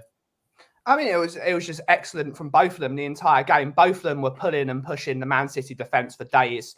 When Kane was dropping deep, Sonny was going long. When Sonny was dropping deep, Kane was going long. It was that partnership, that mental partnership that they've got together. They know exactly where each other is, and they absolutely ran Man City ragged. Sonny still has lost a bit of pace. I don't know if that's down to injury, him not maybe being 100% fit, but he showed a lot of maturity. Sonny last year would have blasted that over the bar or put it in the back of the net. He showed the absolute composure to put it on Decky's feet, and it's a goal. And we've already 5 minutes in the game, we've taken advantage. So it's absolute maturity from every single player, which comes from the manager. It comes from the manager telling you to act as a team, act as a family, and they showed it. They played like they were absolutely brilliant the entire game. They couldn't touch us. They just could not touch us. I just hope this continues into the Burnley game, because if they can do it against the big boys but can't do it against a team that's wavering at the bottom, it shows a poor mentality in the squad, and we need to keep going now. This is the start. Spot on. Ben Rudolph, big up Ben Rudolph. Absolutely love it. He says, just logged on, but rewatched the highlights, and not a single one of our goals came on the counter, which I think we should be noticed. But the pundits disagree. No, 100%. I think that's why Conte on his Instagram today, it was, what was it? It was something about no counter-attacking football or something like that. It was unbelievable quote. Even Conte's getting in on the shithousing. I mean, if your manager's shithousing, no wonder why Højbjerg was out there against City shithousing and stuff. It's filtering through, and I absolutely love it. But I agree. I mean, even the first goal, I don't think gets enough praise. It's very easy for a team to get a goal kick and just send everybody up to the City half, pump it long, take the pressure off, and, try and play in their half. But we didn't do that. We played it short. Romero, if Sanchez was there, that ball was to Emerson or back to Ederson. But Romero switched the play to Davies, we're out. And we can do this now. We don't exactly need to be playing on the counter the whole time, because, you have players that can actually pass the ball now in the team. Romero can pass the ball out from the back. Dyer can, whereas Sanchez can't. You look into midfield, Bentancur can pass the ball, whereas Winks wasn't doing it. So there's no need. The reason why we were playing on the counter is because we didn't have anybody in deeper positions to be able to play through the phases, play through the pitch up towards Harry Kane or up towards Sonny. And what we were doing is going long ball, or else we were relying on Lucas Moura to turn over ball, because he actually has the most turnovers in the opposition third this season out of any Spurs players. And that's what we were relying on. But when we have all the pieces to the puzzle, you're not relying on that anymore. You can actually play and go and create your own goals. Ben, absolutely spot on with the super chat, my man. Ben, Jack, anything you want to say to Ben Rudolph? I mean, Ben, all I can say is, seeing Antonio Conte just, have a bit of shithousery via Instagram, you just got to love it, injected into my veins practically, Ben, you just can't not love it. And as well, it is kind of interesting, maybe something that isn't spoken about. Yes, we were trying to counterattack a lot, but probably that was something we didn't notice. As a lot of times we did say, Dave, that, we felt like, there are a lot of times we were focusing on not losing the ball. It felt like in the final thirds, we weren't forcing it. We weren't just going to, pump it long each time and see if we got lucky. There are lots of times when we did try to play our game and did try to play a bit more methodically. And we saw the benefits of it, Ben, with those 3 goals. Pick yourself up, Ben. Yeah. Big up, Ben. Big up, Ben. I really do appreciate it, my man. Absolutely phenomenal support, and great comment, by the way. Yeah. Big yourself up. And Potter Mac, he's a huge Sonny fan, Ben. He says, Ben, completely disagree. Son was blasting everyone off the pitch. Loss of pace, not really. It's only a yard. It's not a lot of pace, but it's not really as a lack of pace that's really the problem in terms of. But he was doing the things, even if he couldn't get past a Kyle Walker, he was putting balls on a dime. He was dragging players out of position. But it's all that. I mean, you don't need to have pace. It's back to Kulusevski. He's not the fastest guy in the world, but he still absolutely rinsed them. So I don't see he had what Kyle Walker on toast. I mean, blasting everyone off the pitch. He definitely didn't blast Kyle Walker off the pitch. I thought Kyle Walker. Kyle Walker's a freak. Kyle Walker was the only one that caught him. There was a number of times me and Jack were saying, if that was anybody else running with Sonny but Kyle Walker, they wouldn't have got there. He would have left him on toast for sure. But Potter Mac, he still came out with a goal. Still came out of the game with 2 assists. Man, he was absolutely he's Pep Guardiola's worst nightmare. That's what he is, Potter Mac. Well, big yourself up, my man. Ben, let's talk about Højbjerg going into midfield alongside Bentancur. Do you think they can form a partnership that's solid enough for us to be able to go and grab that top 4? Yes, because I think they've. I mean, Højbjerg now has a point to prove after being dropped by Conte. He showed yesterday that he's he wants to be in that team. He's absolutely going to start putting a shift in. He's not been great these last couple of weeks, Højbjerg. Whether that's down to tiredness, whether that's down to lack of quality, we don't know. We don't know what's happening in those meetings. But against Man City, he was absolutely superb in that second half. From that, it would at one point, which is my favourite moment of the games, come to think of it, apart from the goal, he primed Graham Roberts to Kevin De Bruyne, almost put him in the stands when he thought he was coming through, absolutely steamrolled him. That's see him at the end, Ben. Even at the end where he's running up the line, Riyad Mahrez, he's running up the ball to waste the countdown, waste time. He was absolutely fantastic in that second half. And Benter was also excellent. Those two look like they could be absolutely brilliant together. It's sad for Skippy, but I think Skippy shouldn't be playing this many games early in his career anyway, because you don't want to get a bad injury from overplaying Skippy. But Benter and Højbjerg look like some team. Højbjerg, and they both ran together, as I think you said it early in the stream. They were both running together. They were pushing up and suffocating midfield, even without the ball. They were making sure if they were going to get out Man City, it had to be a pretty special ball. So they were going with each other, whereas Winky would sit back and thinking negatively. Both of them were like, we're going to go for this. We're going to cordon them off and we're going to turn over the ball. They either have to hit it long or they have to pass it short. So they were absolutely brilliant. So Højbjerg and Bentancur, for me, should be absolutely the starting two centre midfielders. And it goes 3-4-3 does work. A lot of fans were saying 3-4-3 doesn't work. Send them the 90-minute video or 99-minute video because the shit referee. But send them that video. 3-4-3 works. They had more men in midfield, yet we outnumbered them in midfield. Look, we were in danger. When we were talking about the 3-4-3 and this and that, we were in danger of going down the same route we're going down under Jose. Yeah. It's the manager. No one wanted to talk about the injuries, the players that we were missing, that when they step back in, the difference they're going to have. When you put Højbjerg in beside Bentancur, the difference it's going to have.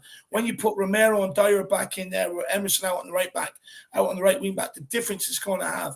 And you can clearly see that. Look, it's I don't know why I'm saying it, because we're going to fall into the same trap again somewhere down the line. But we have to realize, instead of saying, we need to change the formation to suit Harry Winks, forget about the other 10 players out there that formation suits. But let's change it for Harry Winks. We cannot fall into that trap again. We can't keep doing this every single time with this guy when he comes in. Just tell the guy to do better. Don't give him the excuses. It's the running games. It's the formations. We're not playing to Winks' style. I mean, let's not fall into that trap again. Demand more from Winks, because when we see it, you have two people in there who complement each other. Look at the difference. You don't need change formation. Two midfield works perfectly well. I mean, it always worked well with Dembele and Wanyama. So why all of a sudden does a two in midfield not work just because Harry Winks isn't performing? It's ridiculous. I mean, it's just like, it's no mentality from a player like Harry Winks, and unfortunately, he's got to go. He's just got to go. He's not good enough to be in this Tottenham team. Can he play beside in a free in midfield? Probably. I think that system might work well for him. But against all the teams we're playing against in these next few games, 3-4-3 is going to be the absolute formation to win these games. We need to start attacking teams and scoring goals. And we can't necessarily do that with only two recognised forward players. We have to start putting goals past team, and that means more forwards. Winky shouldn't even be even in the conversation of starting a game for the rest of the season for the most part. If those two and Skip stay fit, those three are playing, and Winks is being the T-boy for the rest of the season. I'm sad to say it, but he can't play anymore. He's just not good enough. The drop-off is just too big, Ben. It's way too big. It's costly. It's that big. It's costly. It's almost sabotaging yourself. It's playing with 10 men for the most part, because every time one player presses him, he loses his nerve. He plays a terrible pass and he loses the ball. Yeah. And it's another reason we've got less weak minds in the team, with Eric Dyer coming back in. Come to think of it as well, strong minds can absolutely. Eric Dyer is not the greatest defender in the world, but he showed leadership. He's a communicator, and he's got everyone else playing around him. That was what Conte was when he was a player. That's what he was. He wasn't the greatest footballer, but he made everyone round him play better. And that's what Højbjerg and Benzema are also going to do. But Benzema is a class player. How old is Benzema? 23, 24? 24. He's actually a year and a half younger than Winks. He's going to be a superstar. He's already shown that he's got the technical ability and he's got the work ethic. I mean, 13K he ran yesterday. Him, Højbjerg and Decky ran 13K each. This is what we're doing now. This is the Conte way. In Conte, we trust. Yeah. Yeah, 100%. 100%, Ben. Look, coming on, absolutely spitting facts. You know, truth bombs all over the place there, my man. But look, Ben, where can people find you? So you can find me in the two usual places. You can find me. You can find me on Tottenham Tantrum Gold in the mornings at 11:30 with Mr. Dermot and sometimes Mr. Coover now that he's off during his break, and sometimes maybe a Mr. Daigle might be with us. Who knows before he goes back? Nice. Sometimes you never know when Daigle turns up. If he turns up, it's a blessing for me. But you can also find me now on the Coffee Company, which is my little fledgling channel where we talk about all coffee news and we just have a lovely chat and we talk about other people's cultures. And we have a great time, and we just chill out with each other. We get everyone out the stress of the world because the world is a horrible place now. So let's all be friends together and join the Discord for all the positive vibes. I love it. I love it, lad. I love it. Well, look, before we let you go, come on, you Spurs, give it to me. Come on, you Spurs, and I love it. Out. I love Big it. up. Big up. Ben.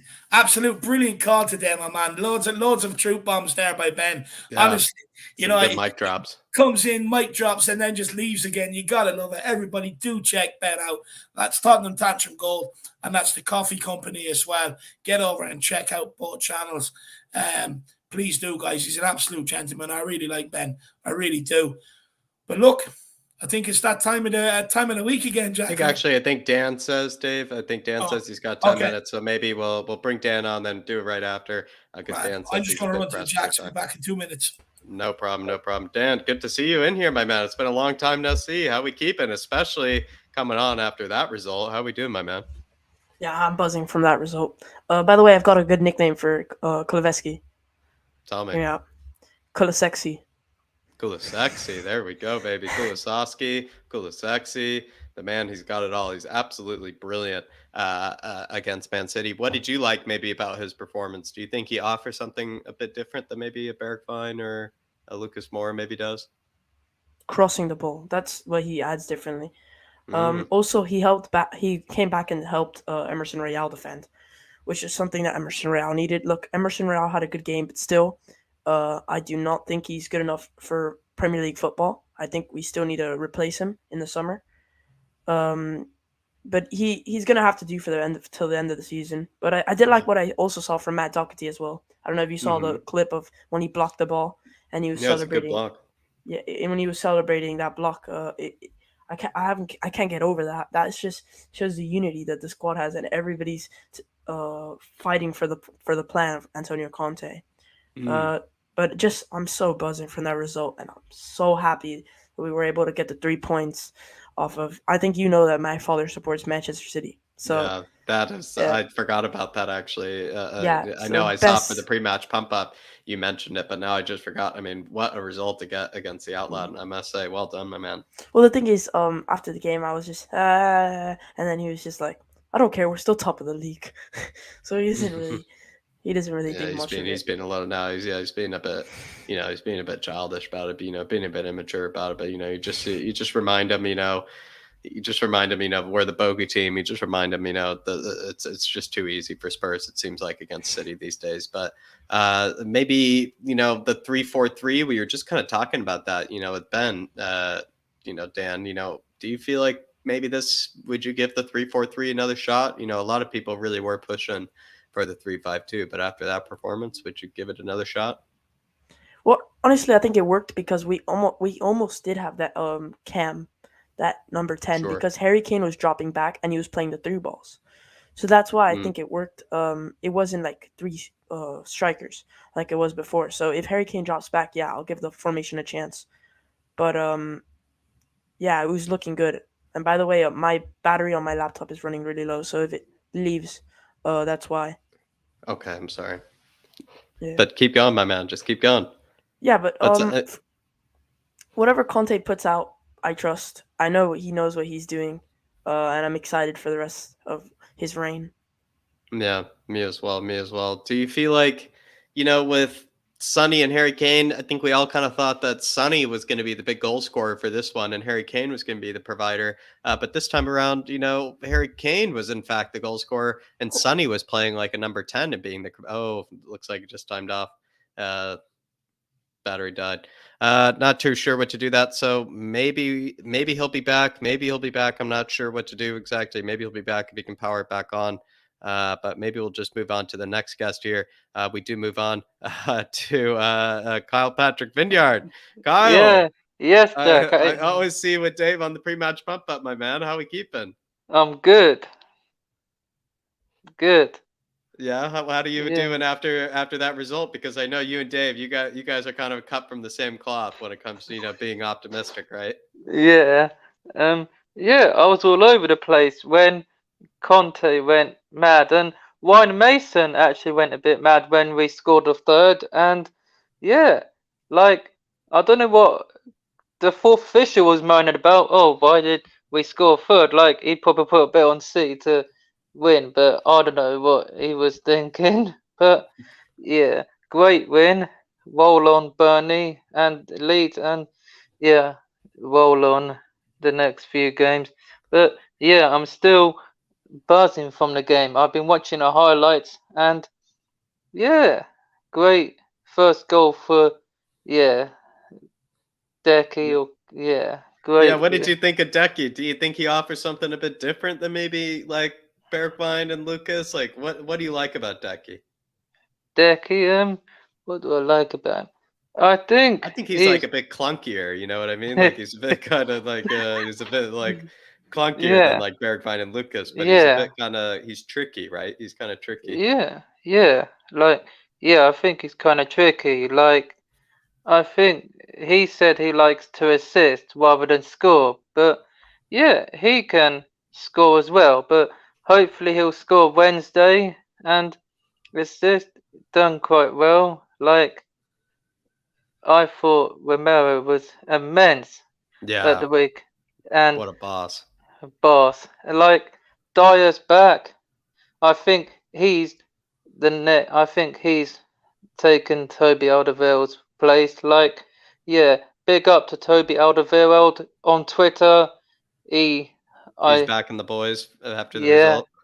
Yeah, and Jermaine Genius. That's good. Yeah. So, yeah, like imagine we had Dawson in the centre backs with Dyer and Romero, then it would cause problems.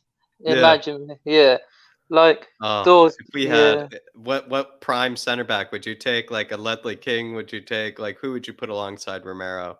Maybe in Dyer or somebody. Who would you want to put alongside those guys? Who would you take from the past? I think I'd take the King. That is Ledley King. Like, even though he's only got one, he's better than John Terry, like Dave said at the weekend. Yeah, like I'd take Ledley King, but I love it. Yeah, I take Dawson as well. Probably the great partnership they were in the Carling Cup final when we won 2-1.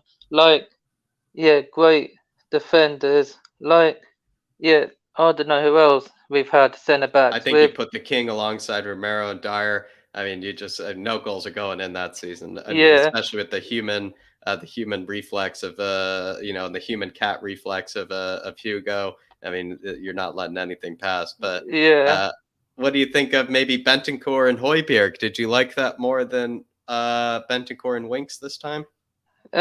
Yeah, like I liked it. Like, yeah, Bentancur and Winks, but yeah, Bentancur and Højbjerg can make a good partnership. Then Kulusevski and Winks can make a good partnership, but Skip, I know we still got to wait for him to come back. Reguilon, like, yeah. What do you like about Bentancur? Do you think, a lot of people are calling him Ben Techers. Do you think, he has a bit more Techers than the other midfielders? Yeah, Ben Techers, like from the F2 freestylers, Ben Techers, he's got them Techers. Like, Yeah, maybe Bentacular, Kyle. It's Bentacular. Yeah, that one. I think that's his name from now on. Bentacular. I think that's what we're gonna call him from now on. Bentacular. And yeah, like I know, like why don't you help us with this super chat from Al Ben Kyle? He says, Bentancur, do we take in mind this is his first real match in the pace of the English game against City? We might finally replace Dembele after 6 years. Do you think we have found his replacement maybe long term? Yep, and I must say I agree with Al Ben. You are correct. I think we found a replacement. Like, I know he's retired, but I just want to wish you happy retirement, Dembele, and thanks for the memories. And like, I know we should. I know we shouldn't have sold him, because if we kept him for that Champions League final, we would have won it. Then no one couldn't take the ball off him. No one couldn't take the ball off him where we had him. The guy bullied people, and miss you, Dembele. But as always, good luck what you do next. And yeah, you're always welcome to come back to Tottenham as a coach with Toby and Jan. And yeah, well, hopefully you'll be watching our games for the next decade to come, and we'll see you around. I'll see you down the road, my friend. Exactly. Yeah. Class send off, Kyle. Class send off. Yeah, Honestly, this is we should send that off to Dembele if he could. Yeah. Very nice of you, my man. Class send My off. man. Yeah. Did you listen to the annual pre-match song, Kyle? You know, who let the hounds out? Conte did. Yeah, I listened to that, and yeah, who let the hounds out? Conte did. Yeah. I absolutely love it. But you know, what other players do you want to talk about? What other players impressed you at the weekend? Like Dyer, Virgil van Dyer. Yeah, that's who he is. Like, yeah, Virgil van Dyer was brilliant. Like, telling people to defend, go back, stay forward. Like, everyone, listen to what Virgil van Dyer is telling you what to do. Do not just sit back and, I don't know what you do, always give the ball away. Just sit back and defend properly. Otherwise, he's going to give you a good talking to and telling off. Yeah. He's the glue. He's the glue like Van Dijk as well. So maybe he and Van Dijk have more in common than we thought.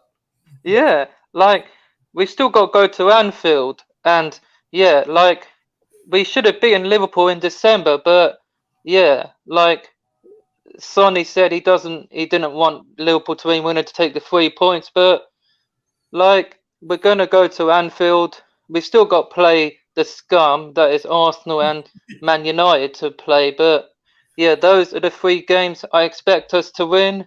Like, then the top 4 races back on. But after that performance, we're still in it. And Arsenal fans, where are you now? You're saying Ramsdale's better than Lloris?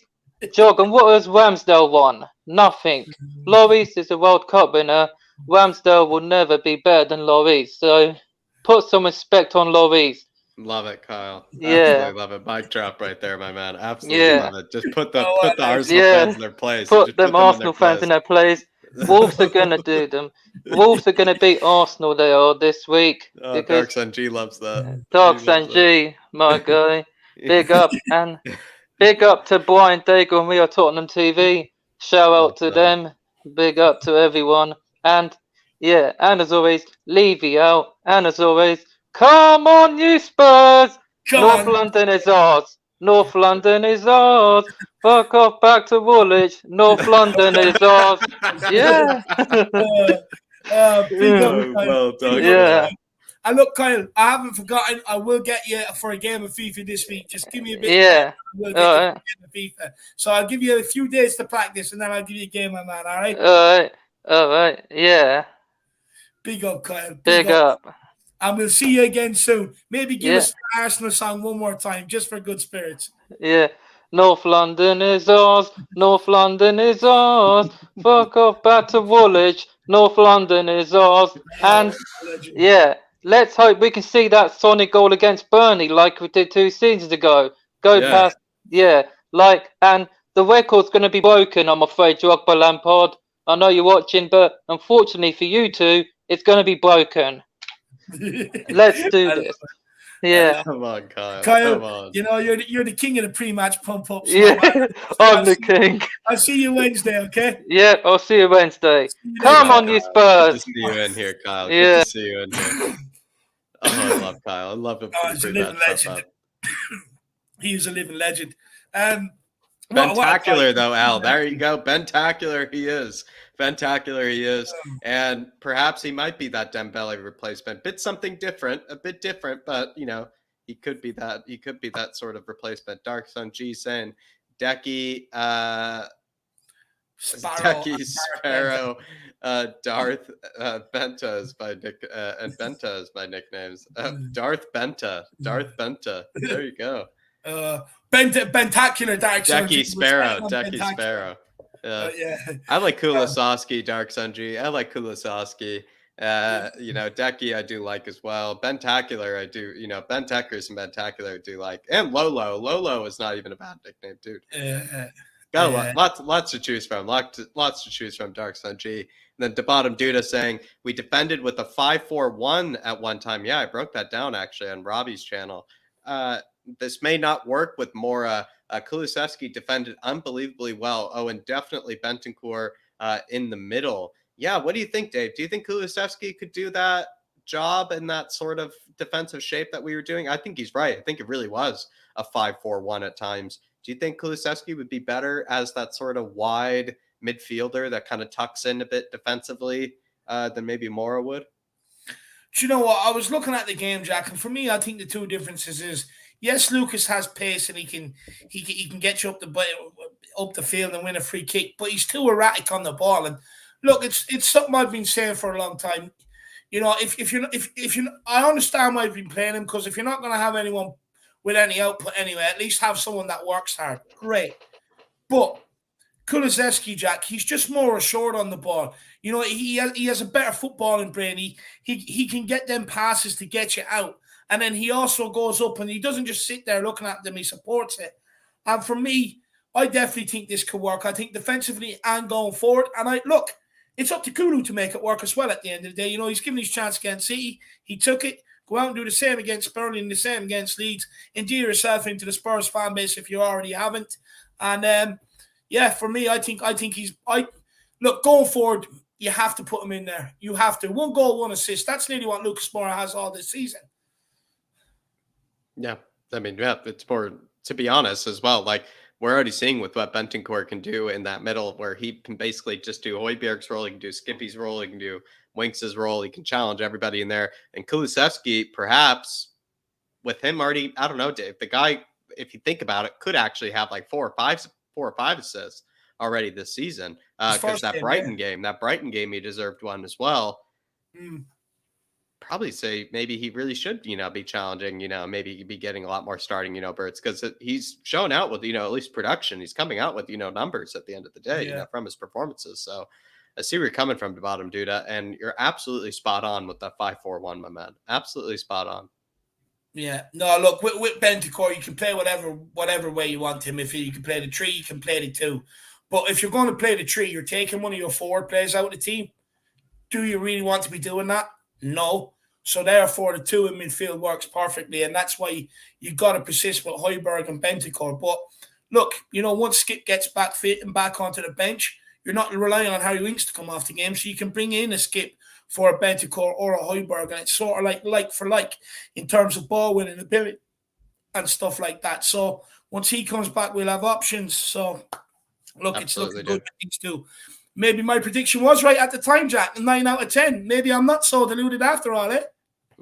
Perhaps not, Dave. Perhaps not. But Dave, I think we do have, you know, the time where we do bring our sponsor for the fan show, which is Manscaped, everybody. It is the month of February, and Manscaped, they are going overdrive. They're going absolutely hard this February. Like I've said before, you can get practically 60% off. So I've heard from friends and everybody, they've told me that you can get nearly that much off. Use that code FLATCAP and get 20% off. But Dave, you know, Valentine's Day is already passed, you know, so maybe in case, people in the Harris Army haven't maybe used that code yet to take care of themselves, you feel like, now is still not, it's not too late, you would probably say, Dave, because it's never a bad time. It's never too late to get the flat cap, Dave. It's never too late, also as well to get like a full performance package from Manscaped, because, we decked out everybody with the flat caps. Some people hopped on early, some people have hopped on late, but it's not too late to hop on the Manscaped as well, Dave. No, it's never too late ever. Look, the Lawnmower 4.0, it is the trimmer, and then it comes with the Weed Whacker as well, which is a nose and ear trimmer. It's an unbelievable package. But look, when you think it can't get any better, it also comes with the crop preserver, the ball deodorant, they also do the crop reviver toner, and the performance boxer briefs as well. They're anti-chafing, and I have to say, I'll be honest with you, that's where I'll be getting my boxers from now on, because they are very, very comfortable. But not only that, Jack, it comes with that nifty travel bag to put all your goodies in, so that when you are going away for that big weekend with the boys or the weekend away with the missus, don't worry, you can bring it all with you to be able to get yourself ready to perform. Yeah, absolutely. And I would say with that travel bag, everybody, I've always been never really had like a toiletry sort of bag, or like, a travel bag that I've really, exactly liked. And this one's kind of a bit sleek, it's a bit kind of, it's kind of sleek, I would kind of say. It's a bit kind of, a bit more mature looking, as well as with the boxer briefs. It's kind of like Bentancur for me, Dave, in the midfield, just already my favorite boxers in the entire lineup, already my favorite midfielder in the entire squad. And I would say, everybody, as well, that lawnmower, it's practically so easy to use. That's probably the only thing I could say, is that, Dave, you could probably use it every day and, probably have a bit too much fun with it. So I would say, everybody, do just get it just for the lawnmower. The full performance package comes with that lawnmower, comes with that nose and ear trimmer, which I would say I think does come in handy, and we do forget about. And as well as, Dave, a lot of that stuff that can make the romantic jewels down below as well smell good with the deodorant and toner as well. But Dave, I mean, all I can say is that, with that 20% off, the Harris Army, they can be able to get 20% off the performance package. And Manscaped this month, they do really want to push the performance package, because I would say it is a smacking deal. And we've even tried it out ourselves, Dave. And so we're not even pushing the Harris Army in the wrong direction. We even have it sitting in our own restroom right now. And do you know what the best thing about it is, Jack? Even with the storms and the power outages, don't worry, you can still use it. It's got the 4000 K LED spotlight. It's waterproof. It reduces nicks and cuts and grooming accidents, and it's very easy to use as well. So, guys, please do get over there. That's code FLATCAP. It gives you your 20% off, plus free shipping as well. Shipping is expensive right now, so Manscaped will be covering that cost. So, guys, it's a deal you do not want to miss out on, especially with summer coming up. There you go. Some of you be going away on cheeky holidays, so get over there and use that code. There you go. That code is FLATCAP, and use it over at manscaped.com. Everybody get free shipping and 20% off. Thank you very much, Manscaped, for sponsoring this episode of the Irish Hotspur, especially this fan show. But we are going to keep pushing on. We are going to keep moving on. And we do have a super chat, I believe, coming in here from Lazy8. And he's saying, people saying Lucas didn't do much, but I disagree. Used to keep Mahrez in check and prevent the long shot. Reason he didn't get forward. Genius. No, look. Conte used to him. Conte used him to keep him in, to keep Mahrez in check and prevent the long shot. Reason he didn't get forward. Genius. Maybe he was doing a lot of work defensively. There was at one stage, though, where he was coming on and Sessegnon won the ball, and he wasn't really making any runs forward, for Sessegnon to be able to get him behind. And he had also just come on, Lazy8. So I don't know. I'm not sure, Nick. I'm not sure. What do you think, Dave? Do you know what? Look, I can get what Nick is saying. Like, in terms of the use for the City game itself, and what he came on and done, okay, yes, fair enough. But what I'm talking about is broader, the whole season, in terms of output going forward. Kulusevski is only at the club. He's already got 1 goal, 1 assist, and he could have added another 2 against Brighton on his debut. And that's already similar to what Lucas Moura has this season. And everyone's been questioning Emerson about his end product. But the guy's a defender. But people don't really want to question Lucas's end product. Look, I get it. There's a big fan club out there. He works incredibly hard. I read out that stat. He has the most, it was 16 turnovers or turnovers in the opposition half, the most out of any other Spurs player this season. But is that good enough? What's the point of turning the ball over if you can't play that killer pass or you can't find the back of the net? It's pointless in a way. You have to have end product in them positions, you know, in my opinion. But I do see what Nick is saying in terms of the way we used them against Man City. It was genius. And, of course, he was never going to get forward. It was always to kind of get back, double up, and help out. So spot on.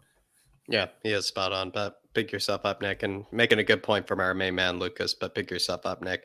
We are going to keep pushing on everybody, and we're going to bring on Ishan. I think we're bringing on Ishan for this fun and looking forward to it. We've got Ishan and then we've got William Kelly to end. What a lovely way to end. Absolutely lovely way to end. Ishan, how are you keeping, my man? How are you? I mean, doing really well. Great performance on the weekend. You know, great way to bounce back. So obviously, did you see it coming in any way, or did you kind of just, you know, were you expecting to be hiding behind the couch? Hell no. I predicted Man City to score 2 goals, but I didn't predict us to score 3.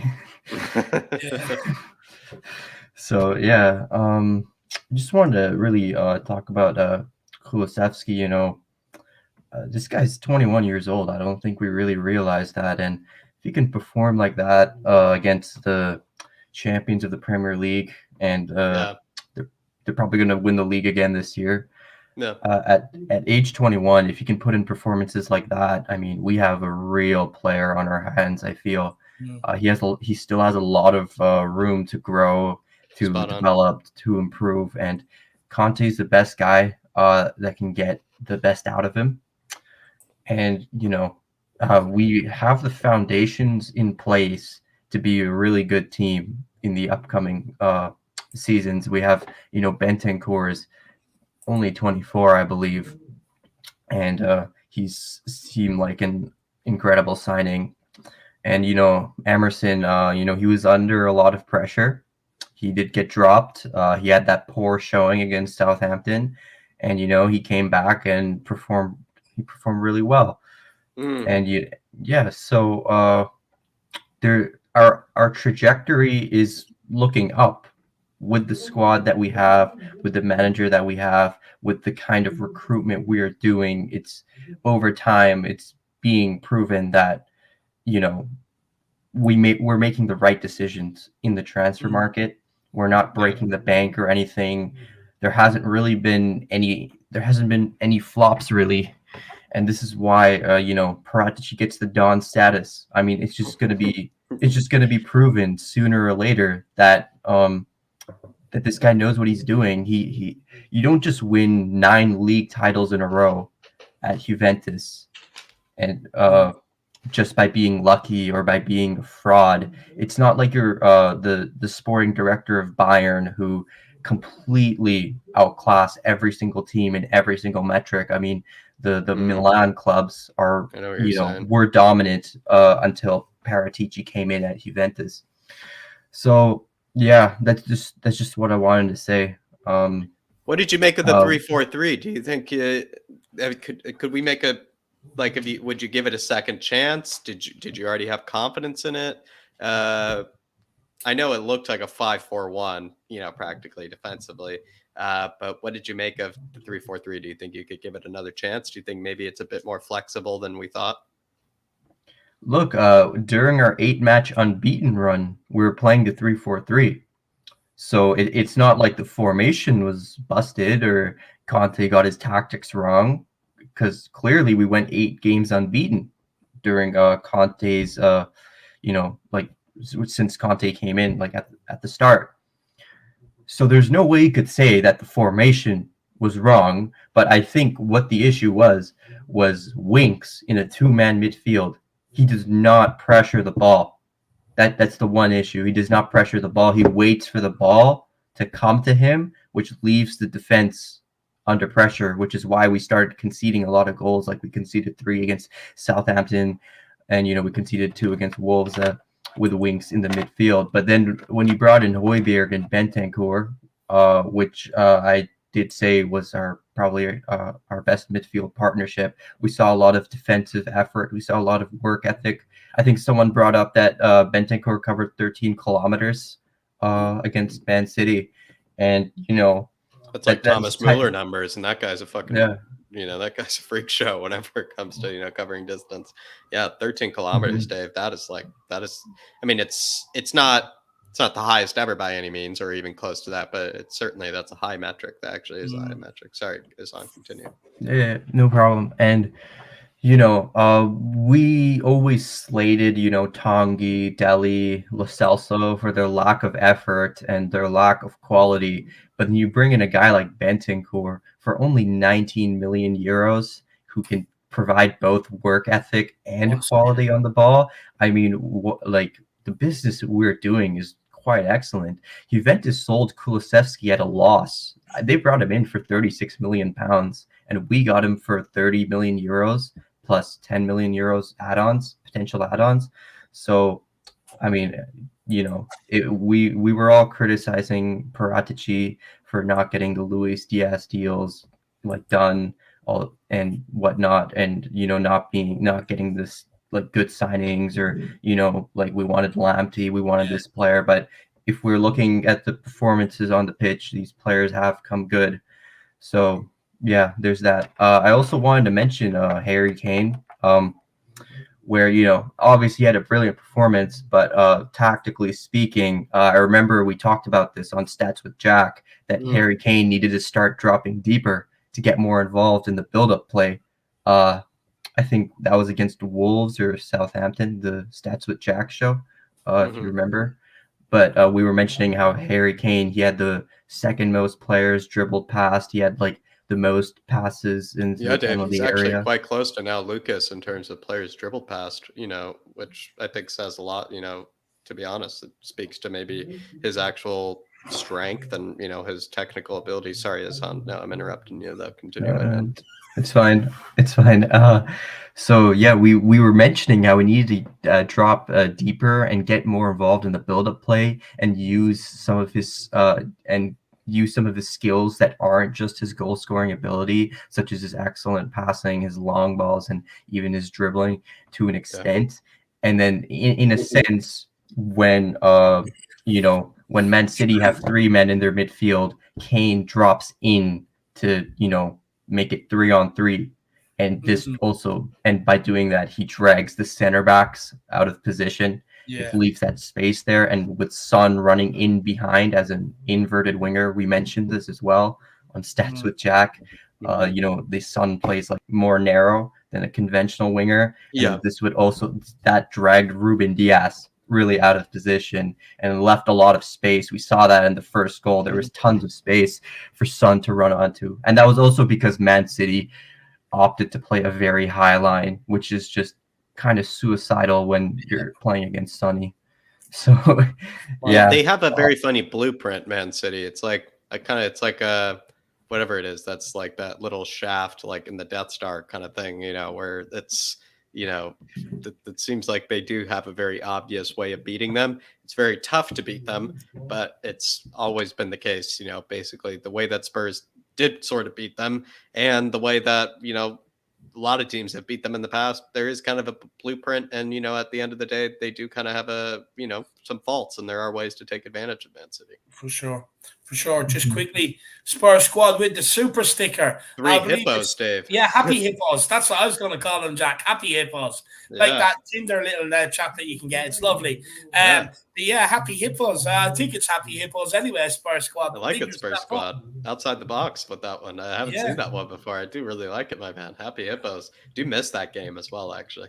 No, hungry hippos. Hungry happy hippos. Big yourself up, Spurs. Big up, Spurs squad. My man, what a hero. Isam, what do you think of Emerson? Where do you stand on him after the City game? Yeah, look, I mean, people were calling for his head. I mean, how fickle can the fans be? He hasn't even played one season for us, and people are already saying oh, get rid of him, get rid of him, get rid of him. Big up, Ben.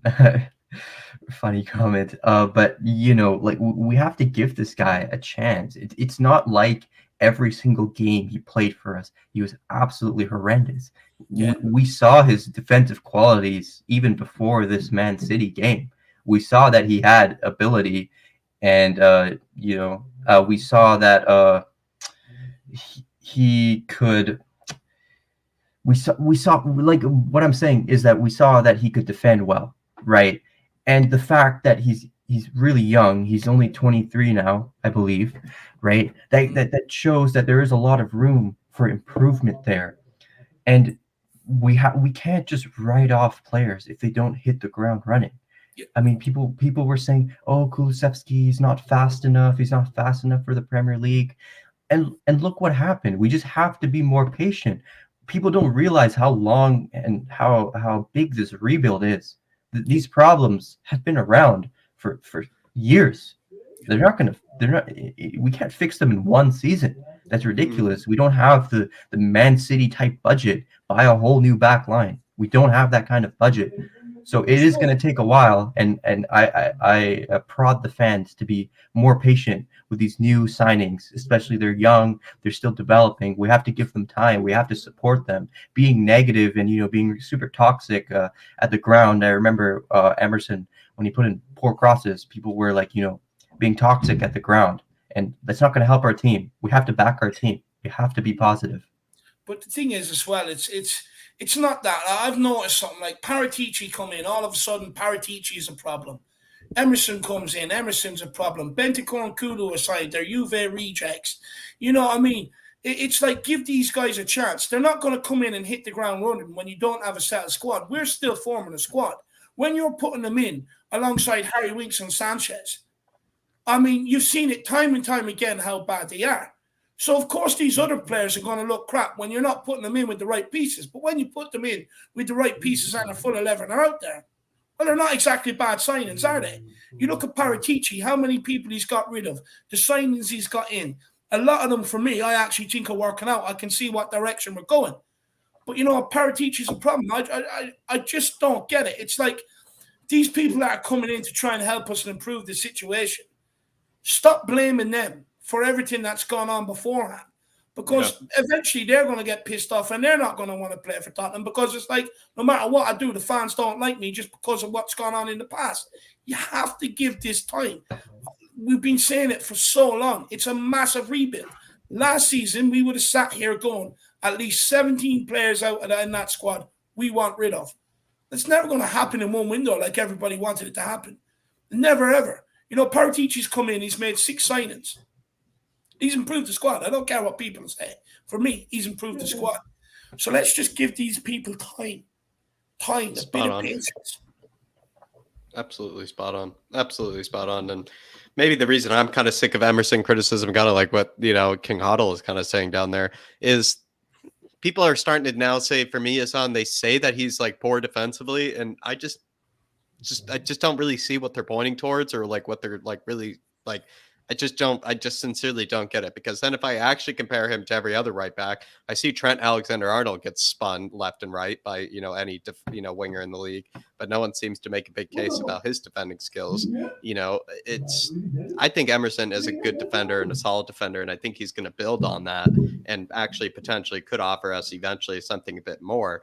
But do you think maybe, Ihsan, sometimes us as fans, maybe we criticize players for the things that we all know that they're not good at, but we rarely kind of praise them for the things that they are good at? Yeah, I mean, like Højbjerg would be another good example as well of that. Like we criticize Højbjerg for not doing X, X, X, and X, but we sometimes forget, but he does give us, all these other things. Yeah, a lot of people, they don't really look into the role the player might be playing. They don't look into how the manager wants them set up during the games. So, it's like a lot of the players that get criticism aren't the flashy players that are going to go up and score goals and assists for you, because that's, when you're just checking the score on your phone, that's all you really see. And we have, like, if you look at it, you analyze the games, you give credit to like the defensive efforts, and all like the off-ball movement, the player marking. There's so much things that a lot of fans, they don't want to see. They completely disregard. They write off, and they're important things, and we have to start giving credit, especially when the team is putting up good results like this. I mean, nobody could have predicted this except Ellie. Ellie did predict this, but other than her, nobody predicted such an excellent result. So let's start giving credit to our team. People were criticizing Dyer, rightly so. But if we're going to criticize Dyer, if we're going to criticize Emerson, we're going to criticize Højbjerg, let's give them credit when they actually perform. And this weekend they performed. So let's give them credit. Let's be positive as fans, because we're there to back the team. We're there to support the team. Us being negative is not going to help. Is not going to help anyone at all. Yeah, no, for sure. Also, just quickly, I think we've even forgotten at times, Ishan, that Emerson has had a few close to man of the match performances even this season that we've often forgot about. People have talked about like how Emerson's been dross like every game. There have been some games when we've said to him like maybe second or third best player on the pitch, sort of player. So I don't know, it just feels like maybe we just have a bit of forgetfulness, or just we just it seems like a lot of us just want Emerson to fail by the looks of it, which is sad to say. But Tottenham Tantrum Gold saying, we were brilliant Saturday night, we are on the way back, we will beat Burnley 5-0 on Wednesday night. Kane with 3, Benny with 1, and Son with 1, and Conte we trust.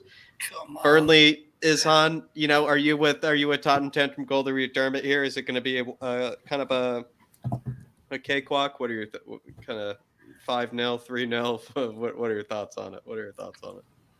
I mean, I don't think Burnley will be a cakewalk. We are playing. Are we playing at home or away? No, away. Burnley away. Yeah, Burnley away. It's a tough place to come to. I mean, Burnley, like, they can grind out results. Like, they can grind out draws. Like, they got a point off United, I believe. So, they're not an easy team to just pull up and roll over. Like, unless you're like Man City or like Liverpool. But I do think we're gonna win. I think I think we can kick on from here. Like, there's always that one moment or one result in the season that brings the squad together, improves like the squad harmony and whatnot. And I think this could be it. There's nothing better than beating the champions in their own backyard. So this could be where we kick on. We went through a rough patch, and the team wanted to bounce back, and they did bounce back. And let's smack Burnley, and we have leads after that. Those are 2 winnable games. If we win those games, I think we'll be ahead of West Ham, and Arsenal will be under a lot of pressure. And then it'll probably come down to the North London derby, which we're playing at home, so we're favorites to win that. And if we win those 3 games, I think top 4 is ours, because United will slip up. West Ham have, they have their dressing room problems, and Arsenal are just trash. So we're gonna win. Like, we're gonna get to top 4. I love it. Yeah. I'm loving it. He's coming up with all the logic. What's up, Dave? No, 100%. I was just going to say, you're absolutely spot on. I love listening to you, Sam. So thank you. Big up Dermot though. Great super chat, my man. Absolutely spot on. But yeah, Ishan, maybe any final words here? Any final words of wisdom? Preview Burnley. Anything else can maybe say before we let you go? Yeah, I just like I said before, let's stay patient as fans. We're still building a project. Conte didn't even have a preseason, so let's stay patient. Let's be positive. Let's back the team, and let's give credit where credit is due. The boys played really well on the weekend, and long may it continue. No, exactly. Love it, Ishan. Exactly. Love it, my man. Absolutely love it. Well, listen, I'll see you again soon, my man. Really appreciate you. Catch you soon. Thank you. Thank you for having me. Thank you for having me. Loved it. No loved problem, it, my man. man. Thank you. Thanks for hopping on. Brother. Catch you, man. See you guys. Bye. Yeah. The old lad said Emerson was more confident playing next to Romero. In my opinion, Romero was man of the match. Yeah, definitely a shout for man of the match. That's for sure. He just brings so much coolness, calmness, collectiveness on the ball. Defensively as well, he gets stuck in. He's proactive. He's not reactive. And my favourite part, he's just old school. He just loves leaving something. As soon as the 50-50 lights up, he gets a rock on, his eyes go wide, and he just wants to absolutely take them out where he can. You got to love it. You got to love it. But look, let's bring on the last guest of the evening. It's the one, it's the only, Mr. Kelly, all the way from down under. William, how are you keeping, my man? Good, boys. How are you? Buzzing. Doing well, William. Yeah, I can't stop watching the highlights of the match. Have you caught anything? Have you seen anything different each time? Have you seen anything different each time? No, every time Harry Kane scores the last goal, I cry. I did. I cried. I actually cried. Honestly, I cried when he scored at the end because I thought when they got the penalty, I thought, oh no, they're going to go after the winner. Yeah. But when we went up that field and Kulusevski crossed in that ball, I just couldn't believe it. I see Harry Kane flying through the air. Yeah. And I literally sat. Yeah, I literally sat on my couch and cried. Yeah. The neighbours must think I'm fucking mad. Do you know what? I can understand it though, William, because you've been very pissed off with Spurs of late. To be able to see a performance like that, it's what you've wanted all along, no? Oh, look! I understand the situation that Conte's in, and I back Conte 100% because if he can get players playing like this, and he can get average players playing well, imagine what he would do with a team of actual proper players. Players he wants. It's obvious. Like, me personally, I think in the summer. Look, we're not going to go spending 150 million, but what they are going to do is they're going to get him the players that he wants. So you might see older players coming in that will do the job. It won't be this thing with, unfortunately, we won't see many of the youth. And that it's something that if Tottenham want to win trophies, they're going to have to go away from that for a while. And under Conte, you will be going away from that.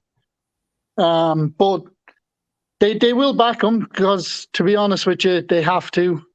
If they don't, rest in peace, Ennick and Levy, because the fans will kill him. They'll kill him. Yeah. They will. They won't put up with it anymore. Conte doesn't want to go. I think he has the Spurs bug now, to be honest with you. It's starting to feel like that, It is starting to feel like he's starting to enjoy it a little. He loves the fans, I think, as well. I do. Look, I think this summer will be the big test. For me, I think we back him and he stays. I think we go on and have something like we did under Pochettino, if not maybe better. Oh, I think better, David. Better. Way better. I think you're looking at trophies. You know what I mean? You're looking at a big trophy haul. But the thing is, like, Levy knows now. He knows he has to back him. He's in a corner. He's put himself. The board and Levy have put themselves in a corner. Yeah. Where they can't get out now. Yeah. The only way out is to back an actual manager, so they have to do it. Yeah. There's no ifs or buts now, Otherwise, like I said, it'll be a lot of death sentence, I think. I could not agree more with you. I really couldn't.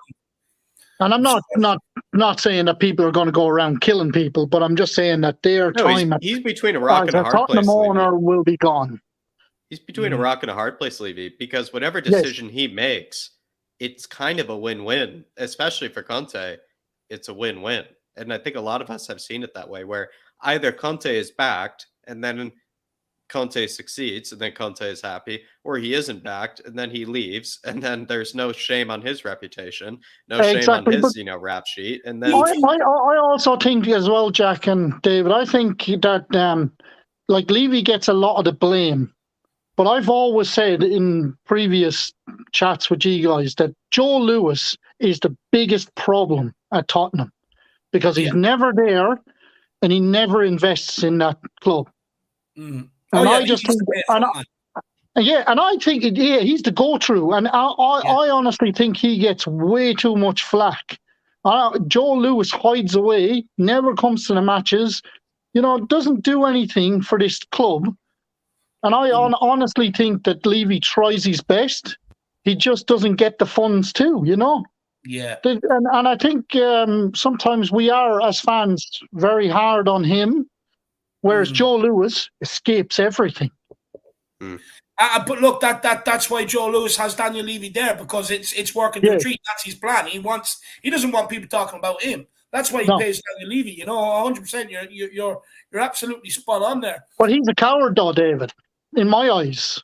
Oh, 100%. Yeah, he's a coward, because we all have to deal with criticism in life. Yeah. You know what I mean? It's how you deal with it. The thing is, when you've that much money, you can pay people to take the criticism for you, so you don't have to, Will, you know? Yeah, well, that's a coward, Matt. Yeah, that's a coward's way out. 100%. But what I do want to ask you is, do you think then that for Daniel Levy and for Conte, is Paratici the key man then in between them? You know, of course he is. Of course he is. Yeah, most definitely. Like, I honestly think that in January they would have got more players in. It's just it's a hard market to deal in, and I don't think a lot of clubs wanted to sell the really good players. It's very hard to get them. Summer will be definitely different, but I think with Paratici as well, he does late deals anyway as well. So I think as fans, I think that the transfer market has become so massive now in football that fans get upset really quickly when things aren't happening very fast. Yeah. But it's hard to get a transfer of a player nowadays. Like, there's so much to deal with.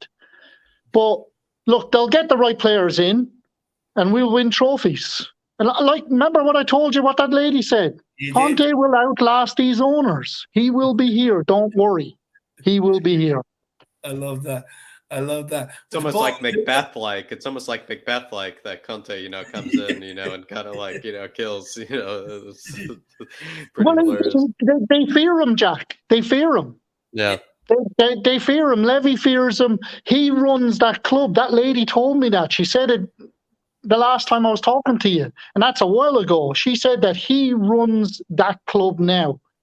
That he's like godlike status in there. Everybody looks up to him, and everybody listens to what he has to say, basically, I mean, look, the results, the bad results we've seen against Wolves and Southampton, we all know the players that let us down all the time. Yeah. The same players that will be gone in the summer. I guarantee you, these players are gone. But Conte can't. Yeah, he can't come out and slate these players because he needs to sell these players, and we need to get money for these players. That's why he bigs these players up too, because he knows he needs money, and money is what's going to buy more players. So we need to, not slate these players and sell them on, and they will be gone. The Winks, the Sanchez, the Dohertys, all these boys are gone. Conte does not want this trash at the club. He wants people that he can go to the bench and rely on. And that's why Bergwijn, he'll be another one. He's gone as well. He's a waste of space as well. I watch that guy. There's nothing to him at all. Not one thing. He doesn't make an effort at all. Loses the ball way too many times. And I was concerned with Kulusevski. I remember I talking to you, David. I didn't voice my concerns. I just talked to you about it, and I said to you, I was worried about him, and then he goes and does that performance, and I'm like, well, that shuts me up now. Yeah. But that's what you want at the end of the day, though, isn't it? These players prove you wrong, and good on the lads for doing it, and hopefully long may it continue. Well, I heard earlier on you saying, about Lucas Moura. And the problem with Lucas Moura as well, I think Lucas Moura could be another player that goes out the door as well. I think so. It's his end product. It's always been his end product. Like Kulusevski, okay? If you watch him, how much does he remind you of Darren Anderton? With that long, lanky sort of approach to the ball, and his crossing was just perfect. Like, how many times have we said, if you put the ball into Harry Kane in the box, what is that man going to do? He's world class. He's going to score goals every day of the week, Yeah. Spot on. Yeah. Absolutely. Absolutely. But I think Kulusevski looks like Darren Anderton. Plays like Darren Anderton. He's got the clunky techers, is what I would say. He's got the clunky. Yeah, that long sort of. It's slow. It's not fast. Darren Anderton wasn't quick, but he was skillful on the ball. But he always looked like he was going to fall over if he was running with the ball. And Kulusevski's very similar. And it just proves as well that you don't have to have like these fast, speedy wingers to win games. You have to have a guy that can make his own space. And how many times did Kulusevski make the space out wide? Like, it was unbelievable. William, I'll go back to something that my old lad taught me. Up here is always quicker than down there. Always. Yes. And that's why I think the likes of Bergwijn, he doesn't have it up there, David. He has it down on his feet that he just runs quickly. That's it. He doesn't have a footballing brain, and Conte won't have that. He'll be gone. Conte's had high praise for him, though, William Kelly, recently. No, yeah, but Jack, he's going to give everybody high praise. He's done it for everyone. He wants these players sold. He doesn't want them sitting in the reserves forever and not being able to get rid of them. You know, he gave Harry Winks high praise. Like, let's be honest. If you give Harry Winks high praise, man, Jesus Christ. Yeah. Like, you're going to an all-time low. Like, the reason why we lost those last two matches was because of Sanchez and Winks on that right-hand side. And exactly what you said. No cover for what they call it, for Emerson. He had no cover. Absolutely none. Like, and it just shows you when you put good players and solid players that do the job for you, the difference in quality is just unbelievable. But the problem for me and for us and for Tottenham is that if any of our players get injured, we're screwed. Like, we are screwed. Yeah, we're in trouble. You know what I mean? Oh, yeah, you're back in the clown brigade, so you are. Yeah, exactly. And the clowns will come back in and the clown show will start all over again. Yeah. William, what would you say to the old lad here? He says, Spurs fans need to let it sink in. We have the best manager in world football at our club. We will win trophies. Good times. Oh, yeah, I totally agree with your dad. 100%. Because he's my father. You can tell him you don't agree with him if you want. Oh, I could tell him to fuck off. No, I won't do that. He'd hit me a clout across the head, probably. No, he's 100% right, David. 100% right. Conte's a brilliant manager. And I see other fans from other clubs saying, you know, Conte football, it's like Jose Mourinho. I'm like, yeah, piss off. Piss off. Just because we beat you, you can't take it. You know, but he'll win trophies, and he'll win trophies. It starts next year. It starts next year for us. Now, if we don't get top four, I'm not going to be hugely disappointed, to be quite honest with you. Because I know the situation that Conte has, and I know that if we get injuries, we have to deal with these other clowns. Yeah. But the thing is, though, he'll still get players in. He'll get players in the right positions that we need. You know what I mean? And I just want to say, like, Eric Dyer, I wasn't a fan of Eric Dyer because of the mistakes that he was doing. But yeah, there's definitely him beside Romero makes a huge difference. Yeah. Huge difference. Who knew Eric Dyer was the glue all along? You know, William Kelly. It feels like maybe he's the reason. Jack, what it does is it saves you buying two centre backs. You can go now and buy one. You know. I think maybe if you could maybe buy. Depends on who you offload, but I'm with you. I see what you're saying. I see you're being realistic. Yeah. To be fair, you're also being realistic. I mean, it's Levy, for Christ's sake. And I think I think what you could also see is Reguilon getting sold as well. Do you think so? Yeah, I don't think Conte fancies him. He was left out now because he has COVID. You know that. No, I know that, but I still think Conte. I still think he wants those fullbacks to be clinical when they get into those positions. You know what I mean? And I just, unless he keeps him as a reserve, like, you know, for backup, I don't know. You know, it's hard to know. But I mean, I like to see Sessegnon do well. You know, he done well defensively. We had to be defensive against Man City. That was, I heard people complaining that Emerson and Sessignon didn't get forward much, but you can't. Man City have the ball all the time. But the thing that got me the most was I remember watching the commentary, and it's the first time I've heard it from a midfielder. Oh, Bentancur trots forward. And then that chance for Kane came. And I was like, fuck, I've waited all season to hear that one of our forwards trots forward, or one of our midfielders trots forward. It's the first fucking time someone got forward. Yeah, I'd say you thought you had the Grand National, did you? I was looking at him going, keep going. You're probably like that one lad in the book. He's come on, right now. Oh, you gotta love it. Oh, geez, boys. But Bentancur is a class act. And see, when you put him beside Højbjerg, and if he gets skipped back as well, you got the backup then. That's what you need. But look, we all know who the crap players are. We all know that, people are saying, it's not been a great January window. But to be honest with you, we got rid of a lot of crap, Yeah. We got rid of a lot of crap. It was always going to have to happen before you could start doing this rebuild. You had to clear it out. I mean, look, unless you're a woman, I mean, who goes shopping without clearing out their closets? You know what I mean? You got to get rid of the crap first before you bring in the brand new stuff. So that's it.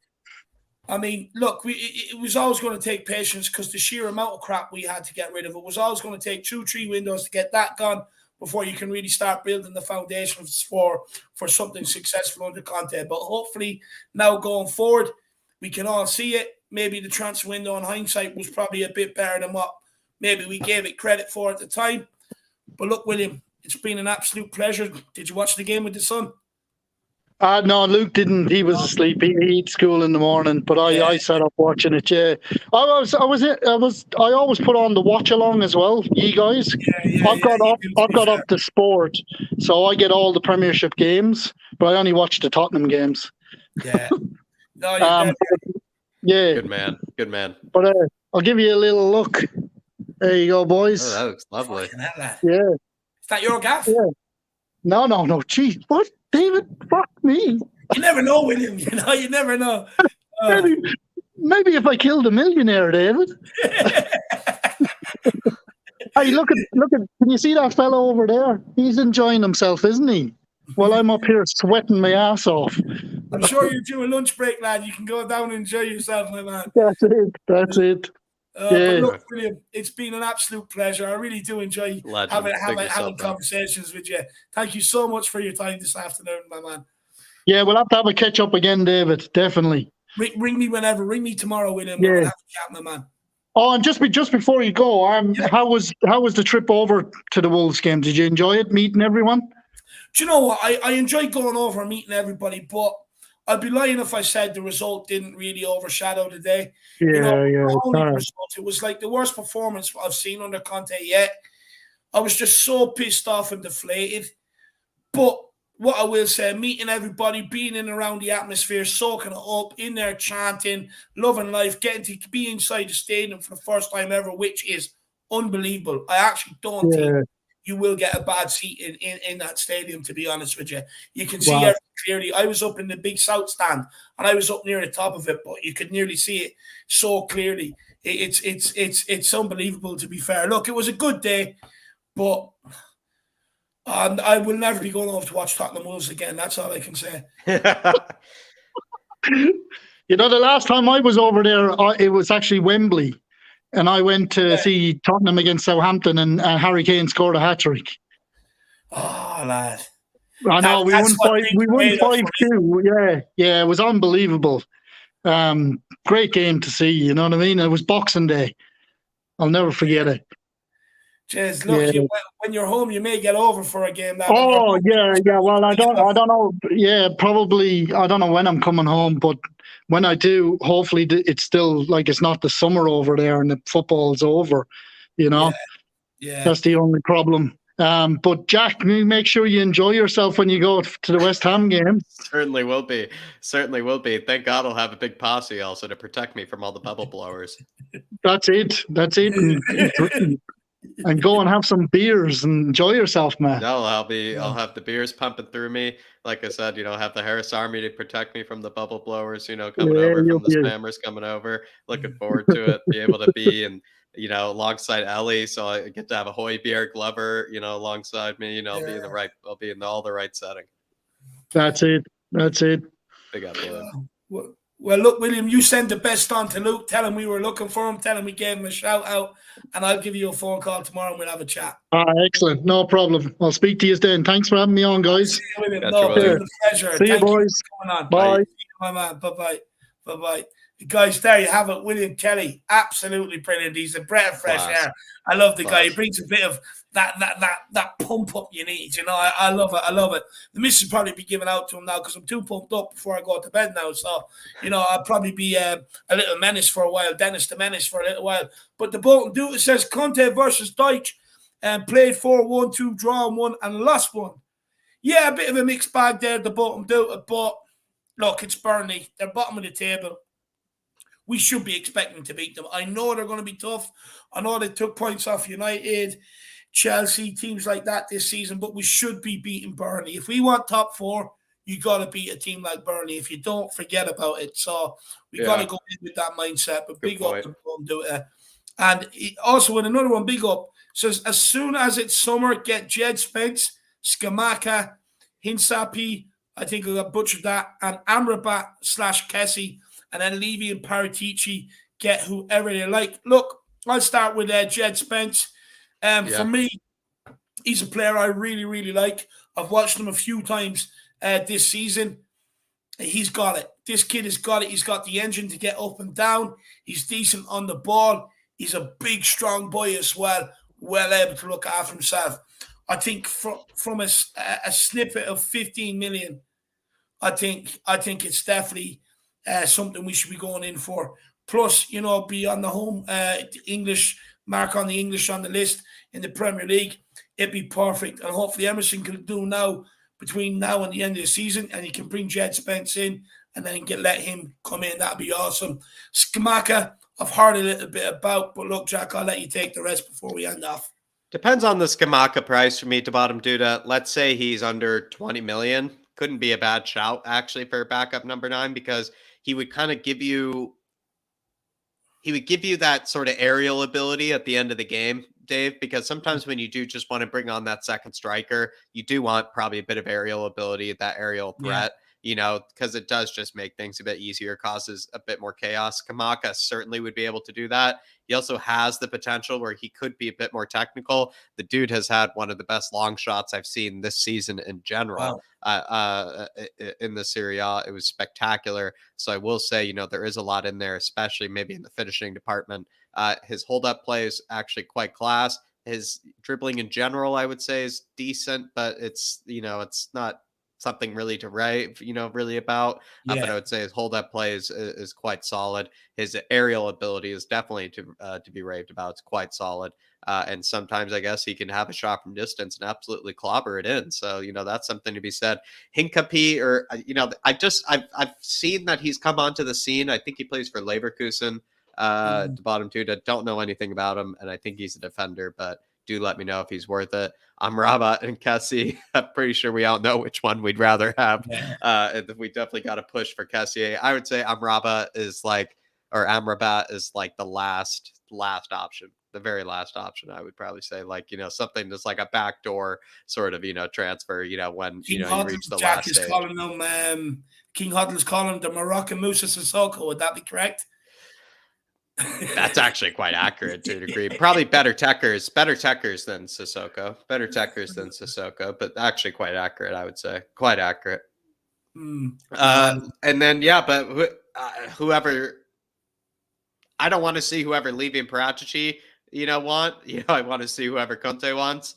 There are some players that Paratici probably wants that I definitely would probably approve of, but definitely not any players that Levy wants, because the players that Levy wants are probably in the Montenegrin, 7th division, and or somehow going to be future stars for him that he thinks he wouldn't have to pay very much. So I don't know about him do that, but definitely Paratici and what Conte want, absolutely.